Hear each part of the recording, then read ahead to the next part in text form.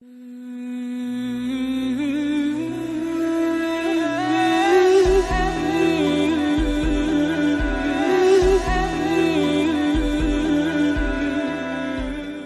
الحمد للہ نحمده ونصلی علی رسولہ الکریم اما بعد ان اللہ وملائکتہ یصلون علی النبی یا ایھا الذین آمنوا صلوا علیہ وسلموا تسلیما اللہم صلی علی محمد وعلی آل محمد اللہم بارک علی محمد وعلی آل محمد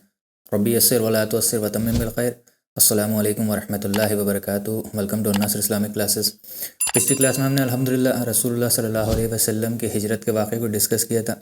کہ کس طریقے سے رسول اللہ صلی اللہ علیہ وسلم کو آزمائشوں کا سامنا کرنا پڑا، اور جو صحابہ کرام جنہوں نے ہجرت کی تھی پبلکلی ان کو بھی کس طریقے سے آزمائشوں کا سامنا کرنا پڑا۔ تو ہم نے جو لاسٹ تھا وہ وہاں پر چھوڑا تھا جب رسول اللہ صلی اللہ علیہ وسلم قبا میں آ گئے تھے، قبا کی طرف آ گئے تھے بالکل۔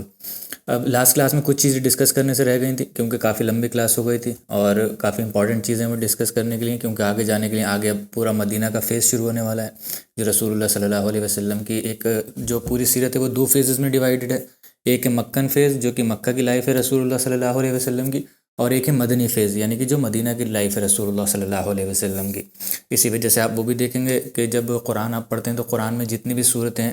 تو ان کی شروعات میں لکھا ہوتا ہے کہ یہ کس دور کی رسول اللہ صلی اللہ علیہ وسلم کی، کس دور میں یہ نازل ہوئی ہے، مکہ کے دور میں نازل ہوئی ہے یا مدینہ کے دور میں نازل ہوئی ہے۔ تو کلیئر ڈفرینسیشن بھی آپ کو مل جائے گا ان کے اندر۔ جو مکہ کے دور کی آیتیں ہیں وہ زیادہ تر مشرکین مکہ کو، کیونکہ ان کا رسول اللہ صلی اللہ علیہ وسلم کا جو سامنا تھا انہی سے رہا کرتا تھا، تو ان کو ایک طریقے سے جنت، دوزخ اور یہ جو عذاب ہیں اس کے دوزخ کے یا جنت کی جو نعمتیں ہیں وہ گنائی جاتی ہیں جو مسلمان ہیں ان کے لیے، اور جو مشرکین مکہ تھے ان کو ڈرایا جاتا ہے دوزخ کے عذاب سے۔ تو اس میں زیادہ تر انہی کا ذکر ملے گا، اور اللہ تعالیٰ کے ایگزسٹنس کے بارے میں زیادہ تر آیتیں ہیں وہ جتنی بھی ہیں۔ اور جب ہم دیکھتے ہیں مدنی دور میں جتنی بھی صورتیں نازل ہوئی ہیں، خاص طور سے جو قرآن پاک کا جو اس ٹائم ہم پڑھتے ہیں، جو مصحف پڑھتے ہیں، اس میں جو شروعاتی پارٹ ہے تو اس میں زیادہ تر جو ہے رسول اللہ صلی اللہ علیہ وسلم، کیونکہ وہاں پر ایک اسٹیٹ اسٹیبلش کر چکے تھے مسلمانوں کی، جو ایک آپ کہہ لیں پہلی اسلامک اسٹیٹ تھی، تو وہاں پر اس کو چلانے کے لیے جو قوانین ضروری تھے تو ان قوانینوں کی زیادہ تر وہ قوانین ہی ہیں ان آیتوں، ان قرآن کی صورتوں میں، یا پھر ایک پورشن، اس کا بڑا پورشن ڈیڈیکیٹڈ ہے جو اس وقت مدینہ میں یہود رہا کرتے تھے، کیونکہ جو اوس اور خزرج کے جو قبیلے تھے، جو عرب قبائل تھے، ان کے ساتھ ساتھ وہاں پر یہودی قبیلے بھی تھے، تو ان کے لیے بھی اللہ تعالیٰ ان سے بھی جب رسول اللہ صلی اللہ علیہ وسلم جاتے تھے اور دین پر بات کرتے تھے یا خدا کے ایگزسٹنس پر بات کرتے تھے تو ان کو بھی اللہ تعالیٰ مخاطب کرتے ہوئے کافی ساری آپ کو صورتوں میں ان کا ذکر مل جاتا ہے، چاہے وہ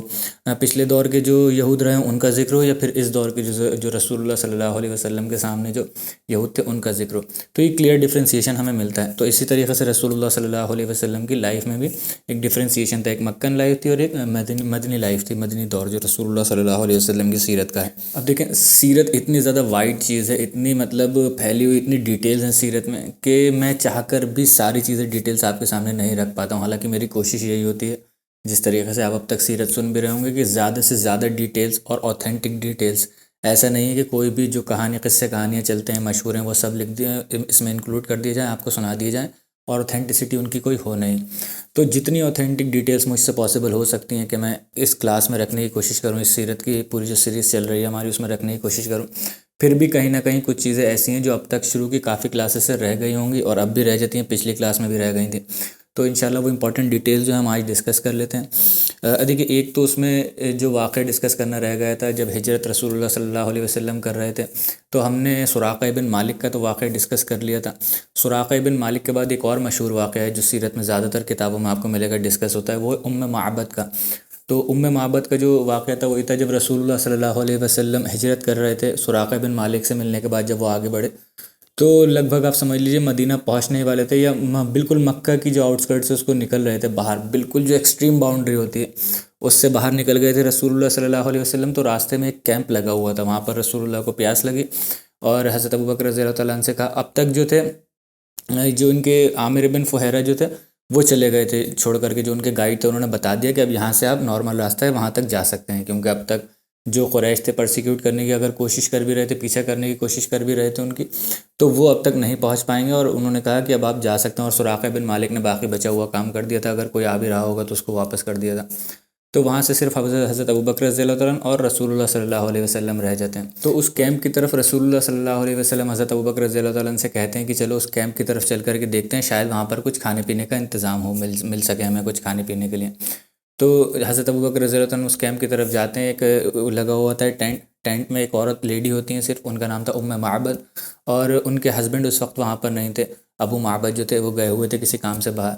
تو حضرت ابوبکر رضی اللہ عنہ سے پوچھتے ہیں کہ کیا کچھ کھانے کے لیے ہمیں مل سکتا ہے یہاں؟ تو وہ کہتی ہیں کہ کھانے کے لیے تو ہمارے پاس خود کچھ نہیں ہے۔ ان کے شوہر جاتے ہوں گے دن کے لیے، جو اس کو کہتے ہیں ہینڈ ٹو ماؤتھ، دن بھر کچھ کما کر کے لاتے ہوں گے، تو وہ شام کو کچھ کھاتے ہوں گے۔ تو وہ وہاں پر کہتی ہیں کہ ہمارے پاس کھانے کے لیے تو کچھ نہیں، تو رسول اللہ صلی اللہ علیہ وسلم دیکھتے ہیں ایک بکری ہوتی ہے، رسول اللہ کہتے ہیں کہ اس بکری کا دودھ ہمیں مل سکتا ہے؟ تو معبد کہتی ہیں کہ یہ تو کافی بوڑھی ہو گئی ہے بکری، اور ہمیں تو خود امید نہیں ہے کہ یہ دودھ دے گی یا نہیں دے گی، اور اس لیے ہم نے اس کو ایک طرف باندھ دیا ہے، کافی مطلب اپنی ایج اس کی کافی زیادہ ہو چکی ہے۔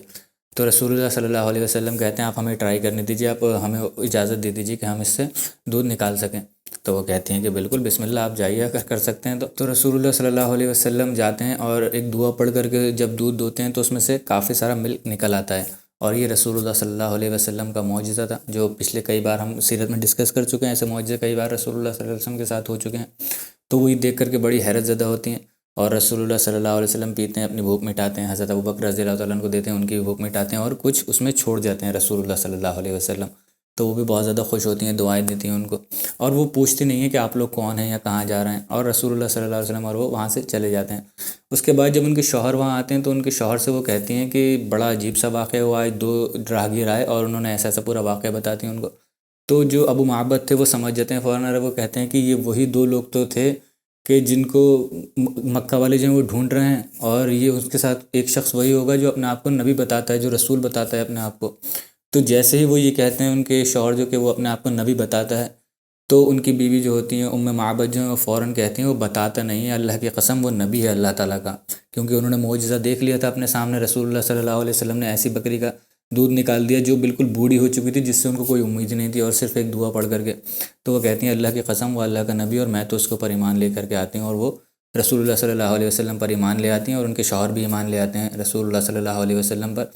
اور پھر اسی کے ضمن میں وہ بہت مطلب ایک رسول اللہ صلی اللہ علیہ وسلم کا جو سب سے ویوڈ ڈسکرپشن ہے، جس میں سب سے زیادہ ڈیٹیلز بتائی گئی ہیں رسول اللہ صلی اللہ علیہ وسلم کے فزیکل کریکٹرز کے بارے میں، وہ معبد کی ہی حدیث سے ہمیں ملتا ہے۔ انہوں نے ایک ایک ڈسکرپشن بتایا اپنے شوہر کو، تو ان کے شوہر جو ہیں وہ ایک بہت زبردست ایک پویم بھی لکھتے ہیں، اور اس پویم میں رسول اللہ صلی اللہ علیہ وسلم کی ہی تعریف کرتے ہیں، اور یہ واقعہ بھی بیان کرتے ہیں کہ وہ ہمارے یہاں رکے تھے، اور ہمارا جو مطلب گھر ہے بڑا بابرکت ہو گیا ہے رسول اللہ صلی اللہ علیہ وسلم کے رکنے کی وجہ سے۔ اور جا کے قریش کے پاس وہ جا کر پڑھتے بھی ہیں مکہ میں جا کر کے اس کو، تو قریش والے سمجھ جاتے ہیں کہ ہو سکتا ہے اسی راستے سے نکلے ہوں تو گئے ہوں، اس وقت تک تو کافی لیٹ ہو جاتا ہے، اس کے بعد آ بھی نہیں سکتے تھے۔ تو پوری جو مطلب ویوڈ ڈیٹیل ہے رسول اللہ صلی اللہ علیہ وسلم کی سب سے فزیکل کریکٹرز کی، وہ معبد کی ہی حدیث ہے۔ تو یہ واقعہ تھا جو ڈسکس کرنے سے رہ گیا تھا۔ ایک اس میں چھوٹا سا واقعہ یہ بھی آتا ہے، جب حضرت ابوبکر رضی اللہ عنہ اور رسول اللہ جا رہے ہوتے ہیں تو ایک قافلہ ملتا ہے حضرت ابوبکر کو، اور وہ جو تھے کوئی بزنس مین تھے، بزنس کر آ رہے ہوتے ہیں، تو وہ حضرت ابوبکر رضی اللہ عنہ کو پہچان جاتے ہیں، کیونکہ حضرت ابوبکر جو تھے وہ خود بزنس مین تھے، وہ آیا جایا کرتے تھے سیریا شام، تو وہ پہچان جاتے ہیں، وہ کہتے ہیں کہ آپ مطلب یہاں کیسے کیا کر رہے ہیں؟ تو رسول اللہ صلی اللہ علیہ وسلم پیچھے ہوتے ہیں، تو حضرت ابوبکر رضی اللہ عنہ جو وہاں پر توریہ کرتے ہیں، توریہ جو اسلام میں بولنا جائز بھی ہے، یعنی کہ ایک طریقے سے وہ جھوٹ ہوتا ہے، جھوٹ نہیں ہوتا ہے 100% وہ جھوٹ نہیں ہوتا ہے، لیکن اس کو اس طریقے سے بولا جاتا ہے کہ سامنے والا جو سننے والا ہے وہ کچھ اور سمجھے، اور جو بولنے والا ہے اس کی انٹینشن کچھ اور ہو۔ تو اس پر وہ پوچھتے ہیں کہ یہ کون ہے آپ کے ساتھ، جو قافلے والے ہوتے ہیں وہ پوچھتے ہیں کہ یہ کون ہے، رسول اللہ کی طرف اشارہ کر کے پوچھتے ہیں، تو وہ کہتے ہیں حضرت ابوبکر رضی اللہ تعالیٰ عنہ کہ یہ میرے جو ہیں میرے رہنما ہیں، مجھے راہ دکھا رہے ہیں، یعنی کہ یہ میرے گائیڈ ہیں، مجھے گائیڈ کر رہے ہیں اسٹریٹ پاتھ کی طرف، یعنی کہ میری منزل کی طرف۔ اب یہ ایک طریقے سے انہوں نے کہا ہے کہ رسول اللہ صلی اللہ علیہ وسلم واقعے میں جو ہیں وہ رہنما ہیں، ہر کسی کے راہ دکھا رہے ہیں، ان کو جنت کا راستہ دکھا رہے ہیں۔ تو انہوں نے اس طریقے سے توریہ کیا، وہ سمجھتے ہیں جو سننے والا تو وہی سمجھتے ہیں کہ یہ ان کے گائیڈ ہیں، ان کو لے کر کے جا رہے ہیں، یہ کہیں جا رہے ہیں ان کی منزل کی طرف، تو وہ اس چیز پر زیادہ فوکس نہیں کرتے ہیں، دھیان نہیں دیتے ہیں، پھر وہ وہاں سے چلے جاتے ہیں حضرت ابوبکر رضی اللہ عنہ رسول اللہ صلی اللہ علیہ وسلم، اور وہ جا کر کے شاید اتنی دیر میں مکہ والوں کو رپورٹ بھی نہیں کر پاتے ہیں، کیونکہ ان کو نہیں پتہ چل پاتا ہے، اور جب تک ان کو اندازہ ہوتا ہوگا کہ کیا تھا وہ معاملہ، تب تک تو رسول اللہ صلی اللہ علیہ وسلم قبا پہنچ جاتے ہیں۔ اب دیکھیں اس میں ایک ہمیں لیسن ملتا ہے، ویسے تو کافی سارے لیسن ملتے ہیں، میں کچھ امپورٹنٹ لیسنز جو ہیں وہ یہاں پر ڈسکس کر لیتے ہیں۔ ایک سب سے بڑا لیسن جو ملتا ہے ہمیں ملتا ہے توکل اللہ کا، اللہ تعالیٰ پر توکل کیسے ہونا چاہیے، کس طریقے سے اللہ تعالیٰ کے اوپر توکل کرنا چاہیے۔ وہ ہمیں بار بار سیرت میں بار بار جگہ ملتا رہے گا، لیکن اس وقت اس سیرت کے واقعے میں بہت کلیئرلی بہت اچھے سے ملتا ہے۔ جب رسول اللہ صلی اللہ علیہ وسلم کو دیکھیے، توکل ایسا نہیں ہوتا ہے کہ آپ صرف بیٹھ جائیں اور اللہ تعالیٰ پر توکل کرتے رہیں اور کچھ کریں ہی نہیں، اپنے پاس سے کوئی کوشش ہی نہیں کریں۔ اس کے لیے بہت بہترین حدیث بھی رسول اللہ صلی اللہ علیہ وسلم کی کہ تم پہلے اپنا اونٹ باندھ دو، پھر اللہ کے اوپر توکل کرو کہ وہ کہیں نہیں جائے گا، اس کو کوئی نہیں چرائے گا، یا وہ وہیں رہے گا اپنی جگہ پر جہاں پر تم نے باندھا ہے۔ تو اس کو بہت مشہور ہے وہ چیز جو ہے۔ تو رسول اللہ صلی اللہ علیہ وسلم نے بھی بالکل ایسے ہی کیا۔ اب دیکھیے، ہجرت کرنے سے پہلے جتنی بھی کوششیں ہو سکتی تھیں رسول اللہ صلی اللہ علیہ وسلم کی، یعنی کہ ایک ساتھ نکلے بھی نہیں، سب لوگ ایک ایک کر کے نکلے، اس کے بعد خاموشی سے نکلیں، چپکے سے نکلیں، حضرت علی کو اپنی جگہ پر لٹا کر کے آئے ہیں تاکہ وہ جو ہے دھوکہ کھا سکیں، وہ جو جتنے بھی مشرکین مکہ تھے اس وقت وہاں جمع تھے ان کے گھر کے باہر۔ اور اس کے بعد حضرت ابوبکر رضی اللہ تعالیٰ عنہ کو ساتھ میں لیا، ایک گائیڈ کو لیا ساتھ میں، اور جو نارمل پاتھ تھا وہاں پر بھی نہیں گئے، پیچھے کی طرف گئے، ایک ان یوزول پاتھ لیا رسول اللہ صلی اللہ علیہ وسلم نے، وہاں ٹھہرے 3 دن، اس کے بعد وہاں سے نکلے ہیں بالکل خاموشی کے ساتھ۔ کتنا زبردست پلان تھا وہ پچھلی کلاس میں ہم ڈسکس کر چکے ہیں رسول اللہ صلی اللہ علیہ وسلم کا۔ تو اتنی ساری کوششیں کرنے کے بعد پھر ہم دیکھتے ہیں جب سب کچھ کر لیا جو کر سکتے تھے رسول اللہ صلی اللہ علیہ وسلم، اس کے بعد پھر انہوں نے اپنا جو توکل تھا رسول اللہ صلی اللہ علیہ وسلم نے اللہ تعالیٰ کی طرف دکھایا بالکل۔ کیونکہ ہم سیرت میں دیکھتے ہیں، جو پچھلی کلاس میں ڈسکس بھی کیا تھا، جب سراقہ بن مالک آتا ہے تو وہ کہتا ہے میں نے دور سے دیکھا کہ 2 شخص 3 لوگ جا رہے ہیں، 2 تو بیچ میں چل رہے ہیں آرام سے، اور ایک شخص جو ہے کبھی آگے جا رہا ہے، کبھی پیچھے جا رہا ہے، کبھی رائٹ کبھی لیفٹ۔ تو وہ حضرت ابوبکر رضی اللہ تعالیٰ عنہ تھے، کیونکہ وہ گھبرا رہے تھے کہیں رسول اللہ کے اوپر کوئی آگے سے حملہ نہیں کر دے، کہیں کوئی پیچھے سے نہیں کر دے، کوئی رائٹ سائڈ، تو وہ ادھر ادھر چلے تھے۔ لیکن رسول اللہ صلی اللہ علیہ وسلم جو تھے بالکل آرام سے بیچ میں چل رہے تھے، کیونکہ انہوں نے پھر جتنی کوششیں وہ کر سکتے تھے، انہوں نے جو کرنا تھا انہوں نے وہ کر لی تھی پہلے ہی، اور پھر اس کے بعد ان کو اللہ تعالیٰ پر توکل تھا کہ اب اللہ تعالیٰ ہمارے ساتھ کچھ غلط نہیں کرے گا، انشاءاللہ ہم پہنچ کر کے ہی رہیں گے۔ تو یہی ایک بہترین توکل اللہ کی ڈیفینیشن ہے کہ آپ جتنا کچھ جو آپ کے ہاتھ میں آپ کر سکتے ہیں آپ کریے، بالکل کریے، لیکن اس کے بعد جب سب کچھ کر لیں تو پھر آپ اللہ تعالیٰ پر بھروسہ کریے۔ پھر یہ نہیں ہونا چاہیے کہ ہائے میں یہ بھی کر لیتا یا وہ بھی کر لیتا۔ جتنی کرنے کی چیزیں وہ آپ کو پہلے کرنا ہے، اس کے بعد پھر آپ بالکل آرام سے بیٹھ جائیں، جس کو کہتے ہیں سٹ بیک اینڈ ریلیکس، آپ بالکل آرام کریں، پھر آپ کو گھبرانے کی کوئی بھی ضرورت نہیں ہے۔ زیادہ تر ہم دیکھتے ہیں جو اسٹوڈنٹس ہوتے ہیں وہ بہت زیادہ اس چیز میں پھنس جاتے ہیں۔ جب محنت کرنے کا وقت ہوتا ہے تب محنت تو کرتے نہیں ہیں، ایگزامس میں ایسے ہی اپیئر ہو جاتے ہیں، جاتے ہیں ایسے ہی ایگزام دے جاتے ہیں، جب پڑھنے کا وقت تھا پڑھائی نہیں کرتے ہیں۔ اس کے بعد پھر وہ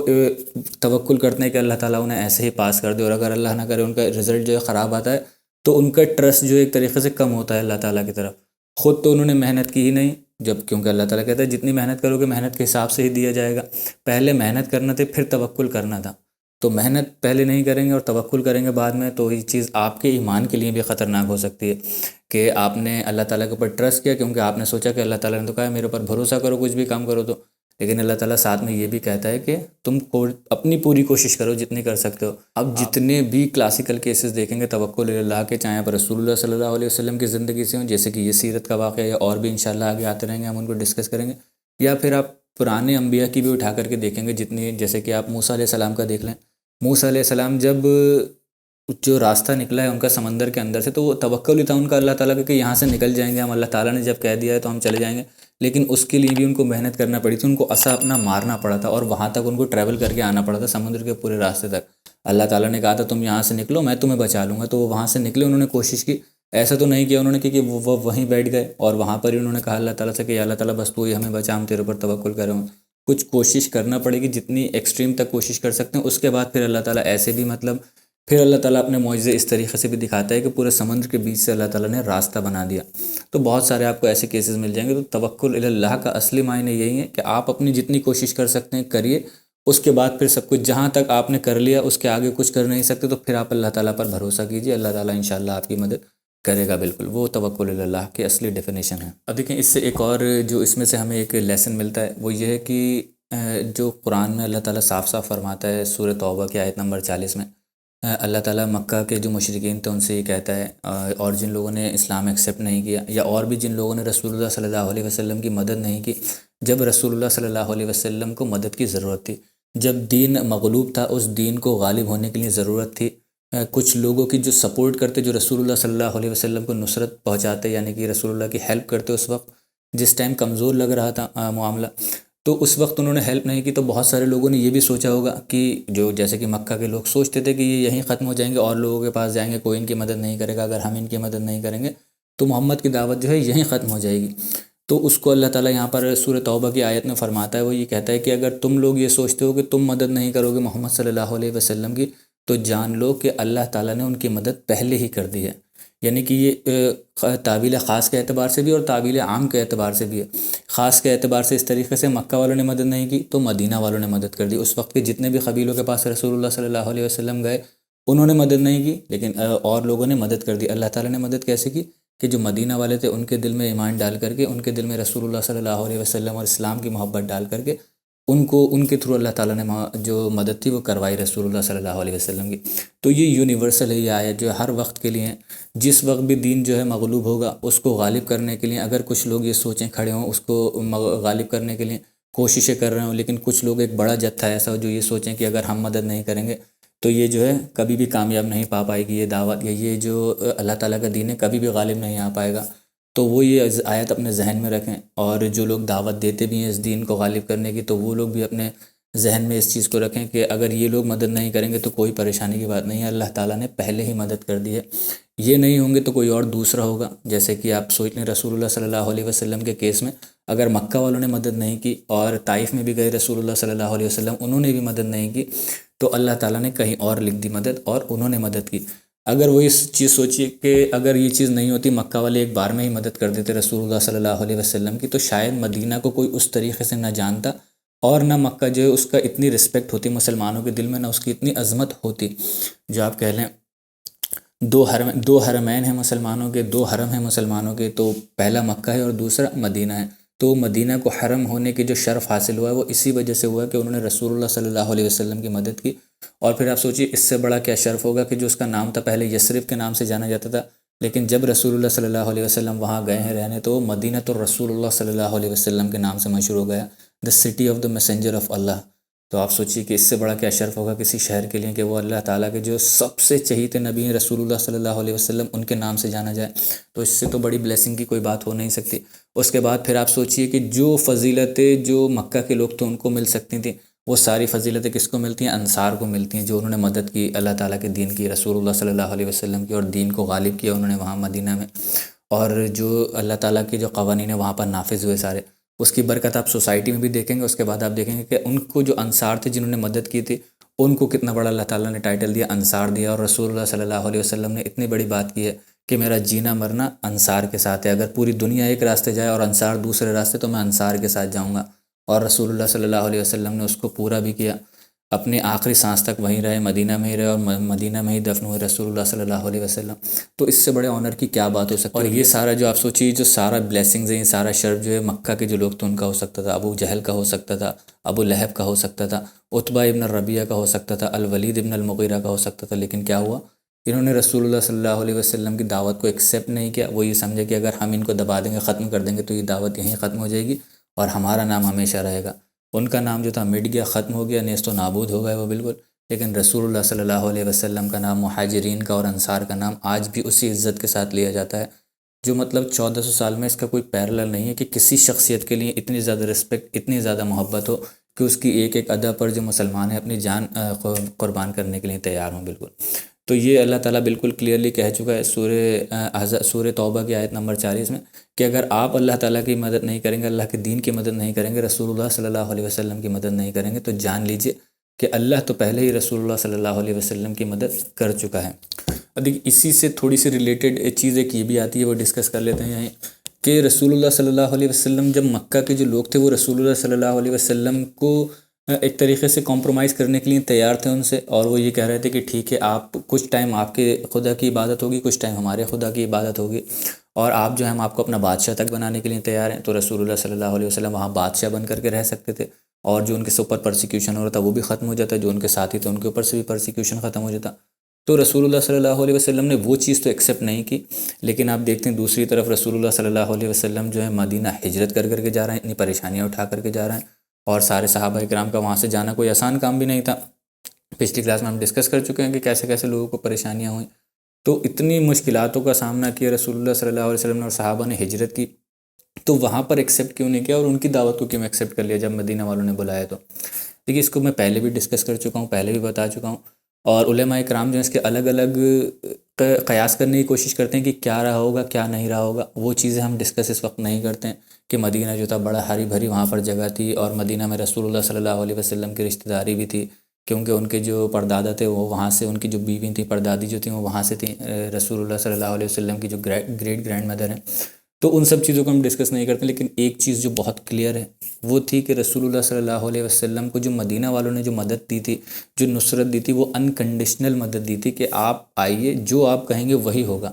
تو رسول اللہ صلی اللہ علیہ وسلم کو کیونکہ ایک بہت بڑا مشن ملا ہوا تھا اللہ تعالیٰ کی طرف سے کہ ان کو اسٹیٹ اسٹیبلش کرنا تھی پوری، جہاں پر اللہ تعالیٰ کے قوانین چلتے ہوں، جہاں پر انسان کے جو بنائے ہوئے قانون ہوں، جہاں پر سود، ربا، چوری، ڈکیتی، یہ سب چیزیں نہیں، فراڈ، یہ ساری چیزیں وہاں پر اس معاشرے میں نہیں ہوتی ہوں، بلکہ ایک معاشرہ ایسا ہو جہاں پر اللہ تعالیٰ کے قوانین چلتے ہوں، جہاں پر لوگوں کے بیچ میں ایک بھائی چارہ ہو، عزت ہو ایک دوسرے کے لیے، عورتوں کی وہاں پر عزت ہوتی ہو، اور وہاں پر جو کاروبار ہوتے ہیں وہ بالکل ایمانداری پر ہوتے ہیں، وہاں پر سود کا کوئی بالکل نام و نشان نہیں ہو وہاں پر. تو یہ ساری چیزیں رسول اللہ صلی اللہ علیہ وسلم چاہتے تھے، کیونکہ ان کے ذہن میں یہ چیز تھی، اتنا بڑا مشن تھا. تو وہ صرف وہاں پر ہو سکتا تھا جہاں پر انکنڈیشنل سپورٹ دیں، جہاں کے لوگ جو کہیں گے ٹھیک ہے آپ جو نظام دیں گے ہم وہ نظام چلائیں گے آپ کے ہمارے یہاں. تو وہ مکہ والے تو اس چیز کے لیے تیار نہیں تھے، وہ تو کہہ رہے تھے کہ نہیں، نظام تو ہمارا ہی رہے گا، بادشاہت تم لے لو، جو تم چاہو کرو. تو اس پر جو مدینہ والے تھے، مدینہ والوں نے کہا کہ یا رسول اللہ جو آپ کہیں گے، جیسے آپ کہیں گے وہی ہوگا. تو ہم یہ بھی دیکھتے ہیں، اسی لیے مدینہ میں جا کر کے پہلی اسٹیٹ اسٹیبلش ہوئی ہے، مسلمانوں کی جو پہلی اسٹیٹ تھی، اور رسول اللہ صلی اللہ علیہ وسلم اس کے پہلے لیڈر تھے. تو یہ چیزیں جو تھیں رسول اللہ صلی اللہ علیہ وسلم کی، یہ بہت بڑی چیز تھی مدینہ جانے کی وجہ، کہ مدینہ والے جو تھے انہوں نے انکنڈیشنل رسول اللہ صلی اللہ علیہ وسلم کو سپورٹ دی تھی، انکنڈیشنل بیعت کی تھی انہوں نے رسول اللہ صلی اللہ علیہ وسلم. دیکھیں اسی میں رک کر کے ہم ایک اور چیز ڈسکس کر لیں، حالانکہ ہم پہلے بھی اس چیز کو ڈسکس کر چکے ہیں، لیکن پھر سے ڈسکس کر لیتے ہیں ایک بار ایک نئے اینگل سے جب یہ چیز آئی ہے. دیکھیے ابھی بھی مسلمانوں میں کچھ گروپ ایسے ہیں جو کہ صحابہ اکرام کی رسپیکٹ نہیں کرتے ہیں، کچھ صحابہ اکرام کی بہت زیادہ رسپیکٹ نہیں کرتے ہیں، اور اس میں بھی خصوصی طور سے ایک گروپ تو ایسا ہے جو کہ حضرت ابو بکر رضی اللہ تعالیٰ عنہ اور حضرت عمر رضی اللہ تعالیٰ عنہ کی بہت زیادہ ڈس رسپیکٹ کرتا ہے. ان کو ایون حضرت ابو بکر کے لیے تو بہت ہی زیادہ ان کے دل میں بغض ہے، اور حضرت ابو بکر رضی اللہ تعالیٰ عنہ کی صحابیت کو بھی بہت آگے بڑھ کر کے کچھ اس میں سے نہیں مانتے ہیں کہ وہ صحابی نہیں ہیں. دیکھیے ویسے تو اللہ تعالیٰ نے ہر کسی جو ایک جنرل طور پر جو رسول اللہ صلی اللہ علیہ وسلم کے صحابی ہیں، ان کو جو صحابی ہے، ان کی جو صحابیت ہے، کمپینین شپ ہے، اس کو اللہ تعالیٰ نے ریکوگنائز کیا ہے، اس میں قرآن میں اللہ تعالیٰ بتاتا ہے. لیکن حضرت ابو بکر رضی اللہ تعالیٰ نے ایک لوتے ایسے صحابی ہیں جن کو اللہ تعالیٰ نے خود مطلب خصوصی طور پر ان کی صحابیت کو کنفرم کیا، ان کی کمپینین شپ کو کنفرم کیا ہے. وہ اللہ تعالیٰ نے کیا ہے جو ابھی ہم نے آیت ڈسکس کی تھی، سورہ توبہ کی آیت نمبر 40، جس وقت رسول اللہ صلی اللہ علیہ وسلم اور حضرت ابو بکر جو ہجرت کر رہے تھے، اس وقت اللہ تعالیٰ جب ان کو ایڈریس کرتا ہے، بتاتا ہے، تو اس میں اللہ تعالیٰ ان کی جو صحابیت ہے کنفرم کرتا ہے. وہ آیت میں آپ کے سامنے پڑھ دیتا ہوں، سورہ توبہ کی آیت نمبر 40. اس میں اللہ تعالیٰ فرماتا ہے اعوذ باللہ من الشیطان الرجیم بسم اللہ الرحمن الرحیم الا تنصرہ فقد نصرہ اللہ، کہ it does not matter if you believers do not support ہم. وہی آیت جو ابھی میں نے بتائی کہ اگر آپ لوگ رسول اللہ صلی اللہ علیہ وسلم کی مدد نہیں کرتے ہیں، جو کافر ہیں ان سے اللہ تعالیٰ کہہ رہا ہے الا تنصرہ فقد نصرہ اللہ، اللہ یہ جان لو کہ اللہ تعالیٰ نے تو رسول اللہ صلی اللہ علیہ وسلم کی مدد کر دی ہے اگر آپ مدد نہیں کریں گے. اذ اخرجہ الذین، کہ جب ان کو نکالا گیا، جو رسول اللہ صلی اللہ علیہ وسلم ہیں جب ان کو نکالا گیا، اذ اخرجہ الذین کفروا، جب ان کو نکالا گیا کافروں کے ذریعے اس سے شہر سے، جب وہ ہجرت کا ہی واقعہ ڈسکس ہو رہا ہے کہ جب ان کو نکال دیا گیا، اس چیز پر مجبور ہو گئے تھے کہ ان کو نکلنا پڑا اس شہر سے. اذ اخرجہ الذین کفروا ثانی اثنین اذ ہما فی الغار، کہ ان دو کے ساتھ تیسرا اللہ تعالیٰ تھا اس غار میں، جو غار ثور کی جو ہم نے پورا واقعہ ڈسکس کیا تھا پچھلی کلاس میں، اس کی طرف اللہ تعالیٰ ریفرنس کر رہا ہے. اس واقعے کے یہ ریفرنس ہے کہ ثانی اثنین اذ ہما فی الغار، کہ جب وہ دو لوگ تھے غار کے اندر تو ان کے ساتھ تیسرا اللہ تعالیٰ تھا. اذ یقول لصاحبہ، جب اس نے اپنے صحابی سے کہا، یعنی کہ رسول اللہ صلی اللہ علیہ وسلم کا یہاں پر وہ جنہوں نے کہا وہ رسول اللہ صلی اللہ علیہ وسلم ہے. اذ یقول، انہوں نے جب کہا، لصاحبہ، اپنے صحابی سے جو ان کے ساتھ میں تھے. اب سوچیے کتنی بڑی بلیسنگ ہے اللہ تعالیٰ کو. کون تھا؟ حضرت ابو بکر رضی اللہ تعالیٰ نہیں تو تھے رسول اللہ صلی اللہ علیہ وسلم کے ساتھ. تو کلیئرلی اللہ تعالیٰ یہاں پر کہہ رہا ہے کہ اذ یقول لصاحبہ لا تحزن ان اللہ معنا، کہ تم نہ گھبراؤ، پریشان مت ہو، اللہ تعالیٰ جو ہے ہمارے ساتھ ہے. تو کلیئرلی یہاں پر رسول اللہ صلی اللہ علیہ وسلم کے ساتھ حضرت ابو بکر رضی اللہ تعالیٰ تھے، اور ان کو ہی اللہ تعالیٰ یہاں پر صحابی کہہ رہا ہے کہ اذ یقول لصاحبہ، جب انہوں نے اپنے صحابی سے کہا. تو آپ سوچیے جن کو اللہ تعالیٰ صحابی کہہ رہا ہے، ویسے تو اس چیز کو بہت زیادہ ڈسکس کرنا بھی کوئی وہ نہیں، لیکن جو لوگ مانتے نہیں ان کے لیے مطلب بالکل اس سے زیادہ بڑھ کر کلیئرلی اور کوئی پروف ہو نہیں سکتا کہ جو حضرت ابو بکر رضی اللہ تعالیٰ عنہ جو ان کی بلیسنگ کتنی بڑی ہیں، ان کی فضیلتیں کتنی بڑی ہیں اسلام کے اندر، کہ اللہ تعالیٰ خود ان کو کہہ رہا ہے کہ وہ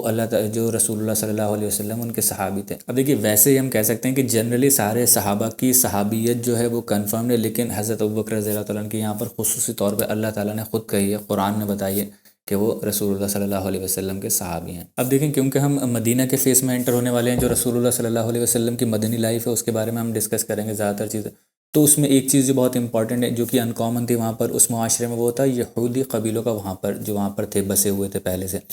تو یہ کوئی کامن چیز نہیں تھی، کیونکہ پورا جو جزیرہ نمایاں عرب تھا وہاں پر صرف 2 جگہ پر ہی جو یہ یہود کے قبیلے تھے وہ بسے ہوئے تھے، ایک خیبر اور ایک مدینہ سے تھوڑا سا اوپر جائیں گے آپ سیریا کی سائڈ نارتھ میں تو خیبر پڑتا ہے بیچ میں، وہاں پر تھے یہود کے قبائل، یا پھر مدینہ میں تھے۔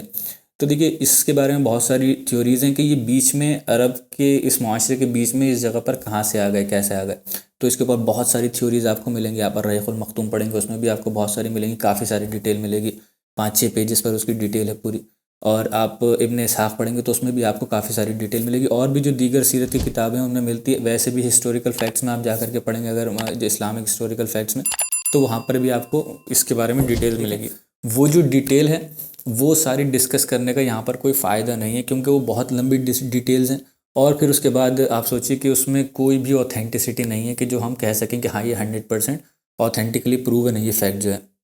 کہ یہود کہاں سے آئے، یہاں پر یہود کس طریقے سے یہاں پر بسے آ کر کے۔ اس میں کچھ تھیوریز آپ کو یہ ملیں گی کہ موسیٰ علیہ السلام کے زمانے سے تھے، موسیٰ علیہ السلام نے بھیجا تھا، کچھ میں آئے گا، اور کچھ میں یہ ملے گا جو وہاں پر کیونکہ رومن امپائر میں زیادہ تر رہا کرتے تھے عیسیٰ علیہ السلام کے آنے سے پہلے، تو وہاں پر کہتے ہیں کہ 2 بار وہاں سے نکالے گئے ہیں، ایک تو عیسیٰ علیہ السلام کے آنے سے پہلے وہاں سے نکالے گئے ہیں، اور پھر ایک عیسیٰ علیہ السلام کے آنے کے کافی وقت کے بعد، یعنی کہ رسول اللہ کے آنے سے تھوڑے وقت پہلے یہ وہاں سے نکالے گئے تھے، تو آ کر کے خیبر میں بسے تھے، خیبر سے آنے کے بعد یہ یہاں پر رہنے لگے تھے۔ اور کچھ لوگ کہتے ہیں کہ یمن میں پہلے رہا کرتے تھے کچھ عیسائی، تو وہ یمن کے جو نکالے ہوئے تھے یہ یمن سے مائیگریٹ کر کر کے یہ مدینہ آ کر کے بس گئے تھے۔ تو ہو سکتا ہے دیکھیے کوئی بھی اس میں سے تھیوری صحیح نہیں ہو، اور یہ بھی ہو سکتا ہے کہ ساری ہی تھیوری صحیح ہوں، کہ جو دیکھیے مسلمان جو وہاں پر رہا کرتے تھے، مسلمان کے عرب کے جو قبائل وہاں رہا کرتے تھے وہ قبیلوں میں ڈیوائیڈڈ تھے، تو قبیلوں میں اپنے قبیلوں کے حساب سے نام رکھا کرتے تھے، جیسے بنو اوس یا بنو خزرج، یہ اوس کے قبیلے والے ہیں سارے، یہ خزرج کے قبیلے والے ہیں۔ اب آپ دیکھیں گے اگر اس کے اوپر غور و فکر کریں گے تھوڑی سی، جو یہود کے قبیلے ہیں وہ بھی اسی طریقے سے تھے، بنو قینقاع، بنو قریظہ، بنو نذیر، تو یہ آپ دیکھیں گے یہ بڑی انکامن سی چیز تھی ان کے لیے جو یہود کے قبائل تھے۔ جیسے کہ اب ہم اگر دیکھیں گے مسلمانوں کو، تو مسلمان اپنے آپ میں ایک یونٹ ہیں، اپنے آپ میں ایک امت ہیں، وہ اس طریقے سے اپنے آپ کو ڈیوائیڈ نہیں کرتے ہیں۔ حالانکہ یہ ایک نیشنلزم تو آ گیا ہے، نیشنلزم کے اوپر تو ڈیوائیڈ ہو جاتے ہیں کہ انڈیا کے مسلمان، پاکستان کے مسلمان، جب تک یہ اسٹیٹ اور نیشن کی فینومینا نہیں تھا تب تک مسلمان ایک امت تھی، اور آج بھی اگر جنرل طور پر دیکھے جائیں تو مسلمان ہی کہے جائیں گے، ایسا نہیں ہوگا کہ اس قبیلے کے مسلمان اس قبیلے کے مسلمان۔ اسی طریقے سے یہود کے لیے تھا پہلے، جو موسیٰ علیہ السلام کے زمانے میں 12 قبیلوں میں ڈیوائیڈڈ تو تھے، لیکن اس کے طور پر وہ اپنے آپ کو کبھی کریکٹرائز نہیں کرتے تھے، لوگوں کو بتاتے نہیں تھے، وہ بتاتے یہودی تھے۔ لیکن آپ یہاں پر دیکھیں گے مدینہ کے اندر یہ اپنے آپ کو بتاتے ہی تھے کہ ہم بنو قریظہ سے ہیں، بنو نذیر سے ہیں، وہ اس سے ہیں۔ ایک بڑے ٹرم پر تو وہ دیکھتے تھے کہ ہاں ہم یہود ہیں، لیکن وہ اپنے آپ کو قبیلوں میں ڈیوائیڈڈ رکھتے تھے، اور ایسا کبھی بھی ہمیں کسی بھی ہسٹری میں نہیں ملتا ہے یہود کی کہ انہوں نے اپنے آپ کو قبیلوں میں ڈیوائیڈ کیا۔ تو وہی چیز ہے کہ ہو سکتا ہے کہ الگ الگ ٹائم میں آئے ہوں، الگ الگ وقت میں آئے ہوں، الگ الگ جگہ سے مائیگریٹ کر کے آئے ہوں، تو جو پہلے آ گئے انہوں نے اپنا نام، کیونکہ وہاں پر عرب کے ساتھ رہا کرتے تھے، انہوں نے اپنے آپ کو اس طریقے سے ڈینوٹ کر لیا۔ پھر دوسرے آئے تو انہوں نے اپنے آپ کو، پھر تیسرے آئے کہیں اور سے مائیگریٹ کر کرتے انہوں نے، تو یہ کوئی چیز کلیئر نہیں ہے، اس لیے یہاں پر اس کو بہت زیادہ ڈسکس کرنا ضروری نہیں، لیکن یہ چیز آپ جان لیجئے کہ 3 یہودی قبائل تھے جو مدینہ کے اندر رہا کرتے تھے، میں پہلے بھی بتا چکا ہوں، بنو نذیر، بنو قریظہ اور بنو قینقاع۔ اور اس کے علاوہ جو جیوز تھے، یہودی تھے، وہ صرف خیبر میں ملتے تھے، مدینہ اور خیبر میں۔ مدینہ میں زیادہ بڑی تعداد تھی، خیبر میں تھوڑی کم تعداد تھی ان کی۔ خیبر میں بھی انشاءاللہ جب وہ واقعہ آئے گا، جب غزوہ خیبر ہوگا، جنگ خیبر ہوگی، تو اس کے بارے میں ہم ڈیٹیل سے پڑھیں گے، وہاں پر واقعہ جو ہوگا کہ ان یہودیوں کا کیا ہوا، ان کے ساتھ کیا رہا۔ اب دیکھیے اس میں ایک چیز یہ بھی ڈسکس کرنا ضروری ہے، یہ چیز سمجھ لینا ضروری ہے کہ جو اسلام ہے، اسلام کو کافی سارے لوگ، خاص طور سے ویسٹ میں، جو ویسٹ کی جو سوسائٹی ہے، وہ اسلام کو اینٹی سیمیٹزم سے زیادہ جوڑتا ہے، یعنی کہ اینٹی یہودیت سے، اگر میں جنرل ٹرم میں کہوں کہ یہودیوں کے اگینسٹ رہتے ہیں، یہ ہمیشہ یہودیوں کے اوپر ظلم کرتے ہیں، یہودیوں کو مارنے کے فیور میں رہتے ہیں، تو وہ اسلام کو بلیم کرتے ہیں اس چیز کو لے کر کے۔ اور سیرت میں ہمیں کچھ واقعات بھی ایسے ملتے ہیں، جیسے ابھی یہاں پر آپ دیکھ لیں کہ مدینہ میں رسول اللہ صلی اللہ علیہ وسلم آئیں گے، 3 یہاں پر قبیلے ہوتے ہیں، لیکن کچھ وقت کے بعد یہ تینوں قبیلوں کو یہاں سے نکال دیا جاتا ہے مدینہ سے، اور پھر وہ خیبر میں جاتے ہیں۔ پھر خیبر میں بھی جنگ ہوتی ہے، خیبر میں بھی رسول اللہ صلی اللہ علیہ وسلم ان سے فتح کر لیتے ہیں، جنگ جو ہوتی ہے تو ان سے پھر وہ کچھ جزیہ دیا کرتے تھے رسول اللہ کو۔ تو یہ ان سب چیزوں کو نا آؤٹ آف کانٹیکسٹ پیش کیا جاتا ہے ویسٹ کی طرف سے، اور کہا جاتا ہے کہ یہ مسلمان جو ہیں اینٹی سیمیٹک ہیں، یعنی کہ یہ یہودیوں کے خلاف ہیں۔ یہ ایک یہاں پر یہ چلتا ہے ایک فنومینا جس کو کہہ لیں اینٹی سیمیٹزم کہا جاتا ہے۔ کچھ بھی کہو گے اگر یہودیوں کے خلاف تو وہ کہیں گے کہ یہ اینٹی سیمیٹک ہیں، یہ ہمیشہ یہودیوں کے خلاف ہی چلتے ہیں اور یہودیوں سے برا ہی مانتے ہیں۔ تو اس چیز کو جب ہمیں ڈیٹیل سے ان واقعات کو نہیں پتہ ہوتا ہے، دیکھیے ایک اور دوبارہ سے امپورٹنس آ گئی سیرت کو ڈیٹیل سے پڑھنے کی، کہ جب تک ہمیں ان واقعات کے بارے میں بیک گراؤنڈ نہیں پتہ ہوگا، ان کی ڈیٹیل نہیں پتہ ہوگی، اب جب رسول اللہ صلی اللہ علیہ وسلم آئیں گے کیسا ان کا ٹریٹمنٹ تھا یہود کے ساتھ، اور پھر کیسا انہوں نے رسول اللہ صلی اللہ علیہ وسلم کے ساتھ ٹریٹمنٹ کیا، کتنے ڈس رسپیکٹفل تھے وہ رسول اللہ کے ساتھ، اور رسول اللہ نے کب تک ان کو برداشت کیا، اور ایک حد ہو گئی جب انہوں نے جا کر کے رسول اللہ صلی اللہ علیہ وسلم کے ساتھ ٹریچری کرنا شروع کی، یعنی کہ بہت زیادہ دھوکے بازی کرنا شروع کی، تو رسول اللہ صلی اللہ علیہ وسلم نے بالکل لاسٹ ریزورٹ پر جا کر کے تو وہ فیصلہ لیا ہے کہ ان کو وہاں سے نکالا ہے۔ اور خیر بنو قریظہ کا واقعہ تو بہت ہی زیادہ کنٹروورشیل ہے، حالانکہ کنٹروورشیل ہے نہیں ہو، لیکن اس معاشرے میں کنٹروورشیل اس کو بنایا جاتا ہے کہ کیسے محمد صلی اللہ علیہ وسلم نے جو 500 سے 700 کے بارے میں آتا ہے جو ان کے مرد تھے، ان کی گردنیں کاٹ دی ایک ہی بار میں، اور یا تو رسول اللہ صلی اللہ علیہ وسلم کو رحمت للعالمین کہا جاتا ہے، اور یہاں پر انہوں نے کیا کیا ان کے ساتھ۔ تو یہ چیزیں جب تک آپ کو اس کے پیچھے کا کانٹیکس نہیں پتہ ہوگا، اس کے پیچھے کی پوری کہانی نہیں پتہ ہوگی، پورا واقعہ نہیں پتہ ہوگا، تو آپ اس کو جج نہیں کر سکتے۔ اور اگر آپ ویسٹ کا اگر نیریٹو سنیں گے تو ہو سکتا ہے آپ کو اللہ نہ کرے کہیں نہ کہیں آپ کے ذہن میں نعوذ باللہ یہ چیز آ سکتی ہے کہ یہ اسلام میں غلط ہوا ان کے ساتھ، مسلمانوں نے جو مدینہ کے مسلمان تھے انہوں نے یہ غلط کیا ان کے ساتھ، ایسا نہیں کرنا چاہیے تھا۔ تو کیونکہ وہ کہتے ہیں کہ ہیومینٹی بھی تو کوئی چیز ہوتی ہے، کم سے کم آن دا گراؤنڈز آف ہیومینٹی انہوں نے یہ چیز چھوڑ دی ہوتی، رسول اللہ صلی اللہ علیہ وسلم نے ان کو معاف کر دیا ہوتا۔ تو وہ جب آپ واقعہ پڑھیں گے نا، اور آپ پھر کسی بھی لاجیکل انسان سے، چاہے وہ کتنا بھی یہودی ہو خود، اس سے بھی اگر آپ پوچھیں گے اس ڈائریکٹلی اس واقعے کا ریفرنس ہٹا کر کے جنرلی اس کو بتا کر کے اگر ایسا ایسا ہو تو کیا کرا جائے گا، تو وہ اس سے بھی بدترین سزائیں بتائیں گے کہ کیا ہوگا۔ تو وہ انشاءاللہ جو کچھ بھی ہوگا ہم آگے جا کر کے سیرت میں ہلکے ہلکے ڈیٹیلز آئیں گی اس کی، تو ہم ان کو ڈسکس کریں گے ایک ایک کر کے سارے واقعے ہوا، چاہے بنو نذیر کا ایکسپلجن ہو، بنو قینقاع کا ایکسپلجن ہو، یا پھر جو بنو قریظہ کے ساتھ جو یہ اتنا بڑا واقعہ ہوتا ہے اس کے بارے میں انشاءاللہ ہم ڈیٹیل سے ڈسکس کریں گے۔ تو اس لیے ڈیٹیل سے سیرت پڑھنا بہت زیادہ ضروری ہے، اور آپ لوگ انشاءاللہ بالکل ڈیٹیل سے اس کی ایک ایک کلاس سنتے رہیے گا، کیونکہ آپ کو تبھی پتہ چل پائے گا کہ پورا بیک گراؤنڈ کیا تھا اس چیز کا، اس واقعے کا جو ہوا تھا پورا۔ دیکھیے ایک چیز یہ امپورٹنٹ ہے کہ جو رسول اللہ صلی اللہ علیہ وسلم نے یہ ہجرت کی اور مسلمانوں نے جو یہ ہجرت کی ہے، یہ ہجرت جو تھی مسلمانوں کے اوپر فرض تھی، سارے مسلمانوں کے اوپر فرض عین تھی کہ کرنا ہی کرنا ہے یہ ہجرت جو ہے۔ اور اس میں جو حبشہ کی ہجرت تھی، اب تک جو 2 ہجرتیں ہوئی تھیں وہ فرض عین نہیں تھی، وہ جو چاہتا تھا، جس کو دل چاہیے، مطلب جس کو پریشانی ہو رہی ہے وہ کر سکتا تھا، وہاں حبشہ جا سکتا تھا، اور جو یہاں رہ سکتا ہے رسول اللہ صلی اللہ علیہ وسلم کے ساتھ وہ رہے مکہ کے اندر۔